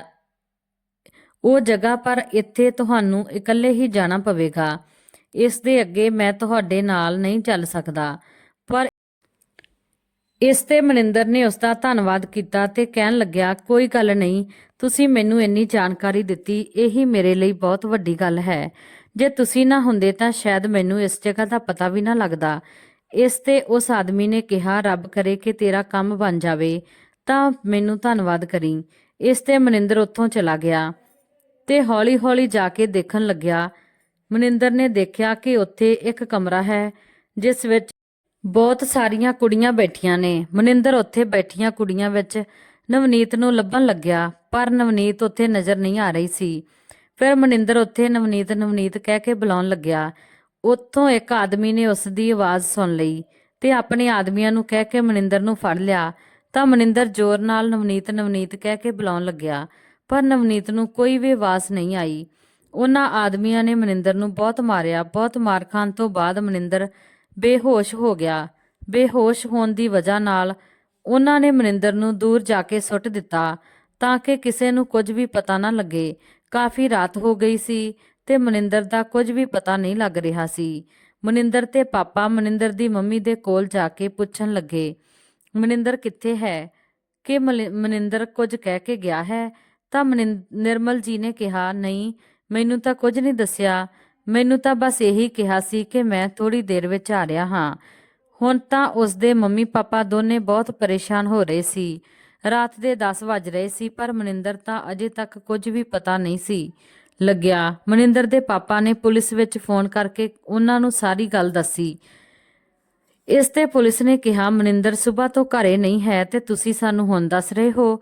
ਇਸ ਤੇ ਮਨਿੰਦਰ ਦੇ ਪਾਪਾ ਨੇ ਕਿਹਾ, ਉਹ ਤਾਂ ਇਹ ਕਹਿ ਕੇ ਗਿਆ ਸੀ ਕਿ ਮੈਂ ਥੋੜੀ ਦੇਰ ਵਿੱਚ ਆ ਰਿਹਾ ਹਾਂ। ਪੁਲਿਸ ਨੇ ਕਿਹਾ, ਅਸੀਂ ਪਤਾ ਕਰਕੇ ਦੱਸਦੇ ਹਾਂ। ਇਸ ਤੇ ਮਨਿੰਦਰ ਦੇ ਪਾਪਾ ਬੋਲੇ, ਤੁਸੀਂ ਤਾਂ ਨਵਨੀਤ ਨੂੰ ਵੀ ਇਸੇ ਤਰ੍ਹਾਂ ਹੀ ਕਹਿ ਰਹੇ ਸੀ ਕਿ ਅਸੀਂ ਤੁਹਾਨੂੰ ਪਤਾ ਕਰਕੇ ਦੱਸਦੇ ਹਾਂ, ਅਜੇ ਤੱਕ ਮੇਰੀ ਨੂੰਹ ਨਹੀਂ ਮਿਲੀ। ਪੁਲਿਸ ਨੇ ਕਿਹਾ, ਤੁਸੀਂ ਪਰੇਸ਼ਾਨ ਨਾ ਹੋਵੋ, ਆਪਣਾ ਕੰਮ ਅਸੀਂ ਕਰ ਰਹੇ ਹਾਂ। ਮਨਿੰਦਰ ਦੇ ਪਾਪਾ ਨੇ ਕਿਹਾ, ਮੈਂ ਤੁਹਾਡੇ ਸਾਹਮਣੇ ਹੱਥ ਜੋੜਦਾ ਹਾਂ, ਮੇਰੇ ਬੱਚਿਆਂ ਨੂੰ ਲੱਭ ਦਿਓ। ਤਾਂ ਪੁਲਿਸ ਨੇ ਕਿਹਾ, ਤੁਸੀਂ ਆਪਣੇ ਆਪ ਨੂੰ ਸੰਭਾਲੋ, ਅਸੀਂ ਤੁਹਾਨੂੰ ਪਤਾ ਕਰਕੇ ਦੱਸਦੇ ਹਾਂ। ਫਿਰ ਮਨਿੰਦਰ ਦੇ ਪਾਪਾ ਨੇ ਫੋਨ ਰੱਖ ਦਿੱਤਾ। ਪੁਲਿਸ ਨੇ ਆਪਣੀ ਸਾਰੀ ਟੀਮ ਨੂੰ ਕੰਮ ਤੇ ਲਗਾ ਦਿੱਤਾ ਤੇ ਉਹਨਾਂ ਨੇ ਮਨਿੰਦਰ ਨੂੰ ਲੱਭ ਲਿਆ। ਉਹਨਾਂ ਨੇ ਮਨਿੰਦਰ ਦੇ ਪਾਪਾ ਨੂੰ ਫੋਨ ਕਰਕੇ ਹਸਪਤਾਲ ਵਿੱਚ ਬੁਲਾ ਲਿਆ ਤੇ ਦੱਸਿਆ ਕਿ ਮਨਿੰਦਰ ਮਿਲ ਗਿਆ ਹੈ, ਪਰ ਉਹ ਅਜੇ ਵੀ ਬੇਹੋਸ਼ ਹੈ, ਤੁਸੀਂ ਛੇਤੀ ਆਓ। ਇੰਨਾ ਸੁਣਦੇ ਹੀ ਮਨਿੰਦਰ ਦੇ ਪਾਪਾ ਦੇ ਹੱਥ 'ਚੋਂ ਫੋਨ ਥੱਲੇ ਡਿੱਗ ਗਿਆ। ਮਨਿੰਦਰ ਦੇ ਪਾਪਾ ਤੇ ਮੰਮੀ ਦੋਨੇ ਸੁਣ ਕੇ ਘਬਰਾ ਗਏ ਤੇ ਦੋਨੇ ਇੱਕ ਦੂਜੇ ਨੂੰ ਸੰਭਾਲਣ ਲੱਗੇ। ਮਨਿੰਦਰ ਦੇ ਪਾਪਾ ਬੋਲੇ, ਚੱਲ ਹਸਪਤਾਲ ਜਾਣਾ ਹੈ, ਸਾਡਾ ਬੇਟਾ ਉਹ ਅਜੇ ਇੰਨਾ ਹੀ ਬੋਲਿਆ, ਨਿਰਮਲ ਜੀ ਕਹਿਣ ਲੱਗੀ, ਕੀ ਹੋਇਆ ਮੇਰੇ ਬੇਟੇ ਨੂੰ? ਛੇਤੀ ਚੱਲੋ, ਚੱਲ ਕੇ ਦੇਖਦੇ ਹਾਂ। ਇੰਨਾ ਕਹਿ ਕੇ ਦੋਨੇ ਹਸਪਤਾਲ ਪਹੁੰਚ ਗਏ। ਹਸਪਤਾਲ ਜਾ ਕੇ ਉਹਨਾਂ ਨੇ ਆਪਣੇ ਬੇਟੇ ਨੂੰ ਮਿਲਣ ਨੂੰ ਕਿਹਾ ਤਾਂ ਪੁਲਿਸ ਨੇ ਕਿਹਾ ਉਹ ਅਜੇ ਹੋਸ਼ ਵਿੱਚ ਨਹੀਂ ਆਏ। ਜਦੋਂ ਡਾਕਟਰ ਕਹਿਣਗੇ ਤਾਂ ਤੁਸੀਂ ਉਹਨਾਂ ਨੂੰ ਮਿਲ ਸਕਦੇ ਹੋ। ਉਸ ਨੂੰ ਥੋੜੀ ਦੇਰ ਬਾਅਦ ਹੋਸ਼ ਆ ਜਾਵੇਗਾ। ਜਿਸ ਨੇ ਮਿਲਣਾ ਹੋਵੇ ਮਿਲ ਸਕਦਾ ਹੈ। ਮਨਿੰਦਰ ਨੂੰ ਮਿਲਣ ਦੇ ਲਈ ਸਭ ਤੋਂ ਪਹਿਲਾਂ ਪੁਲਿਸ ਗਈ ਤੇ ਫਿਰ ਮਨਿੰਦਰ ਤੋਂ ਪੁੱਛ-ਦੱਸ ਕਰਕੇ ਬਾਹਰ ਆ ਗਈ। ਮਨਿੰਦਰ ਦੇ ਪਾਪਾ ਕਹਿਣ ਲੱਗੇ, ਹੁਣ ਅਸੀਂ ਮਿਲ ਸਕਦੇ ਹਾਂ। ਤਾਂ ਮਨਿੰਦਰ ਦੇ ਮੰਮੀ ਪਾਪਾ ਕਮਰੇ ਵਿੱਚ ਗਏ ਤੇ ਮਨਿੰਦਰ ਨੂੰ ਉਹਨਾਂ ਨੇ ਗਲੇ ਨਾਲ ਲਗਾ ਲਿਆ, ਪਰ ਨਿਰਮਲ ਜੀ ਦੂਰ ਖੜੀ ਰੋ ਰਹੀ ਸੀ। ਮਨਿੰਦਰ ਨੇ ਆਪਣੀ ਮਾਂ ਨੂੰ ਕਿਹਾ, ਮਾਂ ਤੁਸੀਂ ਕਿਉਂ ਰੋ ਰਹੇ ਹੋ? ਦੇਖੋ ਮੈਂ ਇੱਕਦਮ ਠੀਕ ਹਾਂ। ਤਾਂ ਉਸਦੀ ਮਾਂ ਬੋਲੀ, ਇਹ ਸਭ ਮੇਰਾ ਕੀਤਾ ਧਰਿਆ ਹੈ ਜੋ ਅੱਜ ਮੇਰੇ ਬੱਚੇ ਇੰਨੀ ਤਕਲੀਫ ਝੱਲ ਰਹੇ ਨੇ। ਮੈਂ ਬਹੁਤ ਬੁਰੀ ਮਾਂ ਹਾਂ ਜਿਸ ਨੇ ਆਪਣੇ ਹੀ ਬੱਚਿਆਂ ਦੀ ਜ਼ਿੰਦਗੀ ਖਰਾਬ ਕਰਕੇ ਰੱਖ ਦਿੱਤੀ। ਰੋਂਦੇ ਰੋਂਦੇ ਬਸ ਵਾਰ-ਵਾਰ ਇਹੀ ਕਹਿੰਦੀ ਸੀ ਕਿ ਮੈਂ ਬਹੁਤ ਬੁਰੀ ਹਾਂ, ਮੈਂ ਬਹੁਤ ਬੁਰੀ ਹਾਂ। ਤਾਂ ਮਨਿੰਦਰ ਨੇ ਕਿਹਾ, ਮਾਂ ਆਪਣੇ ਆਪ ਨੂੰ ਦੋਸ਼ ਦੇਣਾ ਬੰਦ ਕਰੋ। ਜੋ ਹੋਣਾ ਸੀ ਉਹ ਹੋ ਤਾਂ ਹੋ ਗਿਆ। ਬਸ ਇੱਕ ਵਾਰ ਮੇਰੀ ਨਵਨੀਤ ਮਿਲ ਜਾਵੇ। ਅੱਜ 4 ਦਿਨ ਹੋ ਗਏ ਨੇ, ਪਤਾ ਨਹੀਂ ਉਹ ਕਿਸ ਹਾਲਤ ਵਿੱਚ ਹੋਵੇਗੀ ਤੇ ਪਤਾ ਨਹੀਂ ਕਿੱਥੇ ਹੋਵੇਗੀ। ਤਾਂ ਉਸਦੀ ਮਾਂ ਬੋਲੀ, ਮੈਂ ਹੀ ਉਸ ਨੂੰ ਮਜਬੂਰ ਕੀਤਾ ਸੀ ਘਰ ਤੋਂ ਜਾਣ ਦੇ ਲਈ, ਨਹੀਂ ਤਾਂ ਉਹ ਮੇਰਾ ਭਲਾ ਹੀ ਚਾਹੁੰਦੀ ਸੀ। ਇੰਨਾ ਕਹਿ ਕੇ ਉਹ ਕਮਰੇ ਤੋਂ ਬਾਹਰ ਚਲੀ ਗਈ। ਥੋੜੇ ਹੀ ਦਿਨਾਂ ਵਿੱਚ ਮਨਿੰਦਰ ਠੀਕ ਹੋ ਗਿਆ ਸੀ। ਨਵਨੀਤ ਦਾ ਪਤਾ ਕਰਨ ਦੇ ਲਈ ਪੁਲਿਸ ਸਟੇਸ਼ਨ ਗਿਆ। ਉੱਥੇ ਜਾ ਕੇ ਉਸਨੇ ਪੁਲਿਸ ਨੂੰ ਨਵਨੀਤ ਦੇ ਬਾਰੇ ਵਿੱਚ ਪੁੱਛਿਆ। ਪੁਲਿਸ ਨੇ ਕਿਹਾ ਅਜੇ ਤੱਕ ਨਵਨੀਤ ਦਾ ਕੁਝ ਪਤਾ ਨਹੀਂ ਲੱਗਿਆ। ਮਨਿੰਦਰ ਨੇ ਪੁਲਿਸ ਵਾਲੇ ਨੂੰ ਆਪਣੇ ਨਾਲ ਹੋਈ ਸਾਰੀ ਘਟਨਾ ਦੱਸੀ ਤੇ ਪੁਲਿਸ ਨੂੰ ਉੱਥੇ ਲੈ ਗਿਆ ਜਿੱਥੇ ਹੋਰ ਕੁੜੀਆਂ ਫੜ ਕੇ ਰੱਖੀਆਂ ਸੀ। ਪੁਲਿਸ ਨੇ ਉਸੇ ਜਗ੍ਹਾ ਤੇ ਰੇਡ ਮਾਰ ਕੇ ਸਾਰੀਆਂ ਕੁੜੀਆਂ ਨੂੰ ਛੁਡਵਾ ਲਿਆ, ਪਰ ਉਹਨਾਂ ਵਿੱਚ ਨਵਨੀਤ ਨਹੀਂ ਸੀ। ਜੋ ਪੁਲਿਸ ਦੇ ਗਰੋਹ ਦੇ 2 ਆਦਮੀਆਂ ਨੂੰ ਪੁੱਛ-ਦੱਸ ਕੀਤੀ ਤਾਂ ਦੱਸਿਆ ਕਿ ਨਵਨੀਤ ਕਿਸੇ ਹੋਰ ਕਮਰੇ ਵਿੱਚ ਬੰਦ ਹੈ। ਤਾਂ ਮਨਿੰਦਰ ਭੱਜ ਕੇ ਸਾਰੇ ਕਮਰਿਆਂ ਨੂੰ ਚੈੱਕ ਕਰਨ ਲੱਗਿਆ ਤੇ ਭੱਜਦਾ ਦੇਖ ਰਿਹਾ ਸੀ ਕਿ ਨਵਨੀਤ ਕਿੱਥੇ ਹੈ। ਉਸਨੇ ਕਮਰੇ ਵਿੱਚ ਜਾ ਕੇ ਦੇਖਿਆ ਕਿ ਨਵਨੀਤ ਬੇਹੋਸ਼ ਪਈ ਹੋਈ ਸੀ। ਮਨਿੰਦਰ ਨੇ ਨਵਨੀਤ ਨੂੰ ਉੱਥੋਂ ਚੱਕਿਆ ਤੇ ਹਸਪਤਾਲ ਲੈ ਗਿਆ। ਮਨਿੰਦਰ ਨੇ ਉਸ ਨੂੰ ਸਾਰੀ ਘਟਨਾ ਦੇ ਬਾਰੇ ਪੁੱਛਿਆ ਤਾਂ ਮਨਿੰਦਰ ਦੇ ਮੰਮੀ ਪਾਪਾ ਵੀ ਉੱਥੇ ਆ ਗਏ। ਮਨਿੰਦਰ ਦੀ ਮੰਮੀ ਨਵਨੀਤ ਤੋਂ ਰੋ ਕੇ ਮਾਫੀ ਮੰਗਣ ਲੱਗੀ, ਬੇਟੀ ਮੈਨੂੰ ਮਾਫ ਕਰ ਦੇ, ਸ਼ਾਇਦ ਇਹ ਸਭ ਕੁਝ ਮੇਰੀ ਵਜ੍ਹਾ ਨਾਲ ਹੋਇਆ ਹੈ। ਨਵਨੀਤ ਨੇ ਕਿਹਾ, ਮੰਮੀ ਤੁਸੀਂ ਮਾਫੀ ਕਿਉਂ ਮੰਗ ਰਹੇ ਹੋ? ਕਿਉਂਕਿ ਕੁਝ ਗਲਤੀ ਮੇਰੀ ਵੀ ਹੈ। ਨਿਰਮਲ ਜੀ ਨੇ ਨਵਨੀਤ ਨੂੰ ਗਲੇ ਨਾਲ ਲਗਾ ਲਿਆ ਤੇ ਬੋਲੀ, ਚੱਲ ਹੁਣ ਘਰੇ ਚੱਲ। ਹੁਣ ਘਰ ਵਿੱਚ 2 ਕੰਮ ਵਾਲੀਆਂ ਲਗਾ ਲਈਆਂ ਸੀ, ਇੱਕ ਸਾਫ਼ ਸਫਾਈ ਦੇ ਲਈ ਤੇ ਇੱਕ ਖਾਣਾ ਬਣਾਉਣ ਦੇ ਲਈ। ਉਸ ਤੋਂ ਬਾਅਦ ਨਿਰਮਲ ਜੀ ਦਾ ਵਰਤਾਅ ਆਪਣੀ ਨੂੰਹ ਦੇ ਪ੍ਰਤੀ ਵੀ ਬਦਲ ਗਿਆ ਤੇ ਆਪਣੀ ਨੂੰਹ ਦੇ ਨਾਲ ਬਹੁਤ ਵਧੀਆ ਤਰੀਕੇ ਨਾਲ ਪੇਸ਼ ਆਉਂਦੀ ਸੀ। ਝਾੜੂ ਪੋਚਾ ਕਰਨ ਵਾਲੀ ਘਰ ਦੀ ਸਫਾਈ ਦਾ ਕੰਮ ਕਰਦੀ ਸੀ ਤੇ ਖਾਣਾ ਬਣਾਉਣ ਵਾਲੀ ਸਾਰਿਆਂ ਦੇ ਲਈ ਖਾਣਾ ਬਣਾਉਂਦੀ ਸੀ। ਹੁਣ ਤਾਂ ਘਰ ਵਿੱਚ ਕਿਸੇ ਵੀ ਤਰ੍ਹਾਂ ਦੀ ਕੋਈ ਪਰੇਸ਼ਾਨੀ ਨਹੀਂ ਸੀ। ਦੋਨੇ ਸੱਸ ਨੂੰ ਹੁਣ ਤਾਂ ਮਾਵਾਂ ਧੀਆਂ ਦੀ ਤਰ੍ਹਾਂ ਰਹਿੰਦੀਆਂ ਸੀ। ਨਿਰਮਲ ਜੀ ਨੂੰ ਆਪਣੀ ਗਲਤੀ ਦਾ ਅਹਿਸਾਸ ਹੋ ਗਿਆ ਸੀ। ਉਹਨਾਂ ਨੂੰ ਸਮਝ ਆ ਗਿਆ ਸੀ ਕਿ ਉਹਨਾਂ ਦੀ ਨੂੰਹ ਉਹਨਾਂ ਦੀ ਭਲਾਈ ਚਾਹੁੰਦੀ ਹੈ। ਸਮਝ ਗਈ ਸੀ ਕਿ ਆਪਣੀ ਸੱਸ ਨੂੰ ਕੰਮ ਕਰਦੇ ਦੇਖ ਕੇ ਪਰੇਸ਼ਾਨ ਹੁੰਦੀ ਸੀ ਤੇ ਇਹ ਚਾਹੁੰਦੀ ਸੀ ਕਿ ਉਸਦੀ ਸੱਸ ਨੂੰ ਕਿਸੇ ਤਰ੍ਹਾਂ ਕੋਈ ਪਰੇਸ਼ਾਨੀ ਨਾ ਹੋਵੇ, ਕਿਉਂਕਿ ਉਹ ਆਪਣੀ ਸੱਸ ਨੂੰ ਆਪਣੀ ਮਾਂ ਤੋਂ ਘੱਟ ਨਹੀਂ ਸਮਝਦੀ ਸੀ। ਨਵਨੀਤ ਆਪਣੀ ਸੱਸ ਨੂੰ ਵੀ ਬਹੁਤ ਪਿਆਰ ਕਰਦੀ ਸੀ, ਇਸ ਲਈ ਉਹਨਾਂ ਦਾ ਧਿਆਨ ਰੱਖਣ ਦੇ ਲਈ ਕੰਮ ਵਾਲੀ ਰੱਖਣ ਦੇ ਲਈ ਕਹਿੰਦੀ ਸੀ। ਇਹ ਸਾਰੀਆਂ ਗੱਲਾਂ ਨਿਰਮਲ ਜੀ ਚੰਗੀ ਤਰ੍ਹਾਂ ਸਮਝ ਚੁੱਕੀ ਸੀ। ਦੋਸਤੋ, ਇਹ ਸੀ ਜੀ ਆਪਣੀ ਅੱਜ ਦੀ ਕਹਾਣੀ। ਜੇਕਰ ਤੁਹਾਨੂੰ ਕਹਾਣੀ ਵਧੀਆ ਲੱਗੀ ਤਾਂ ਲਾਈਕ, ਸ਼ੇਅਰ, ਕਮੈਂਟ ਜ਼ਰੂਰ ਕਰਨਾ ਤੇ ਚੈਨਲ ਨੂੰ ਸਬਸਕ੍ਰਾਈਬ ਕਰਨਾ ਕਦੇ ਨਾ ਭੁੱਲਣਾ। ਕਹਾਣੀ ਸੁਣਨ ਦੇ ਲਈ ਤੁਹਾਡਾ ਬਹੁਤ ਬਹੁਤ ਧੰਨਵਾਦ। ਮਿਲਦੇ ਹਾਂ ਕਿਸੇ ਨਵੀਂ ਕਹਾਣੀ ਦੇ ਨਾਲ। ਤਦ ਤੱਕ ਲਈ ਸਤਿ ਸ੍ਰੀ ਅਕਾਲ ਜੀ।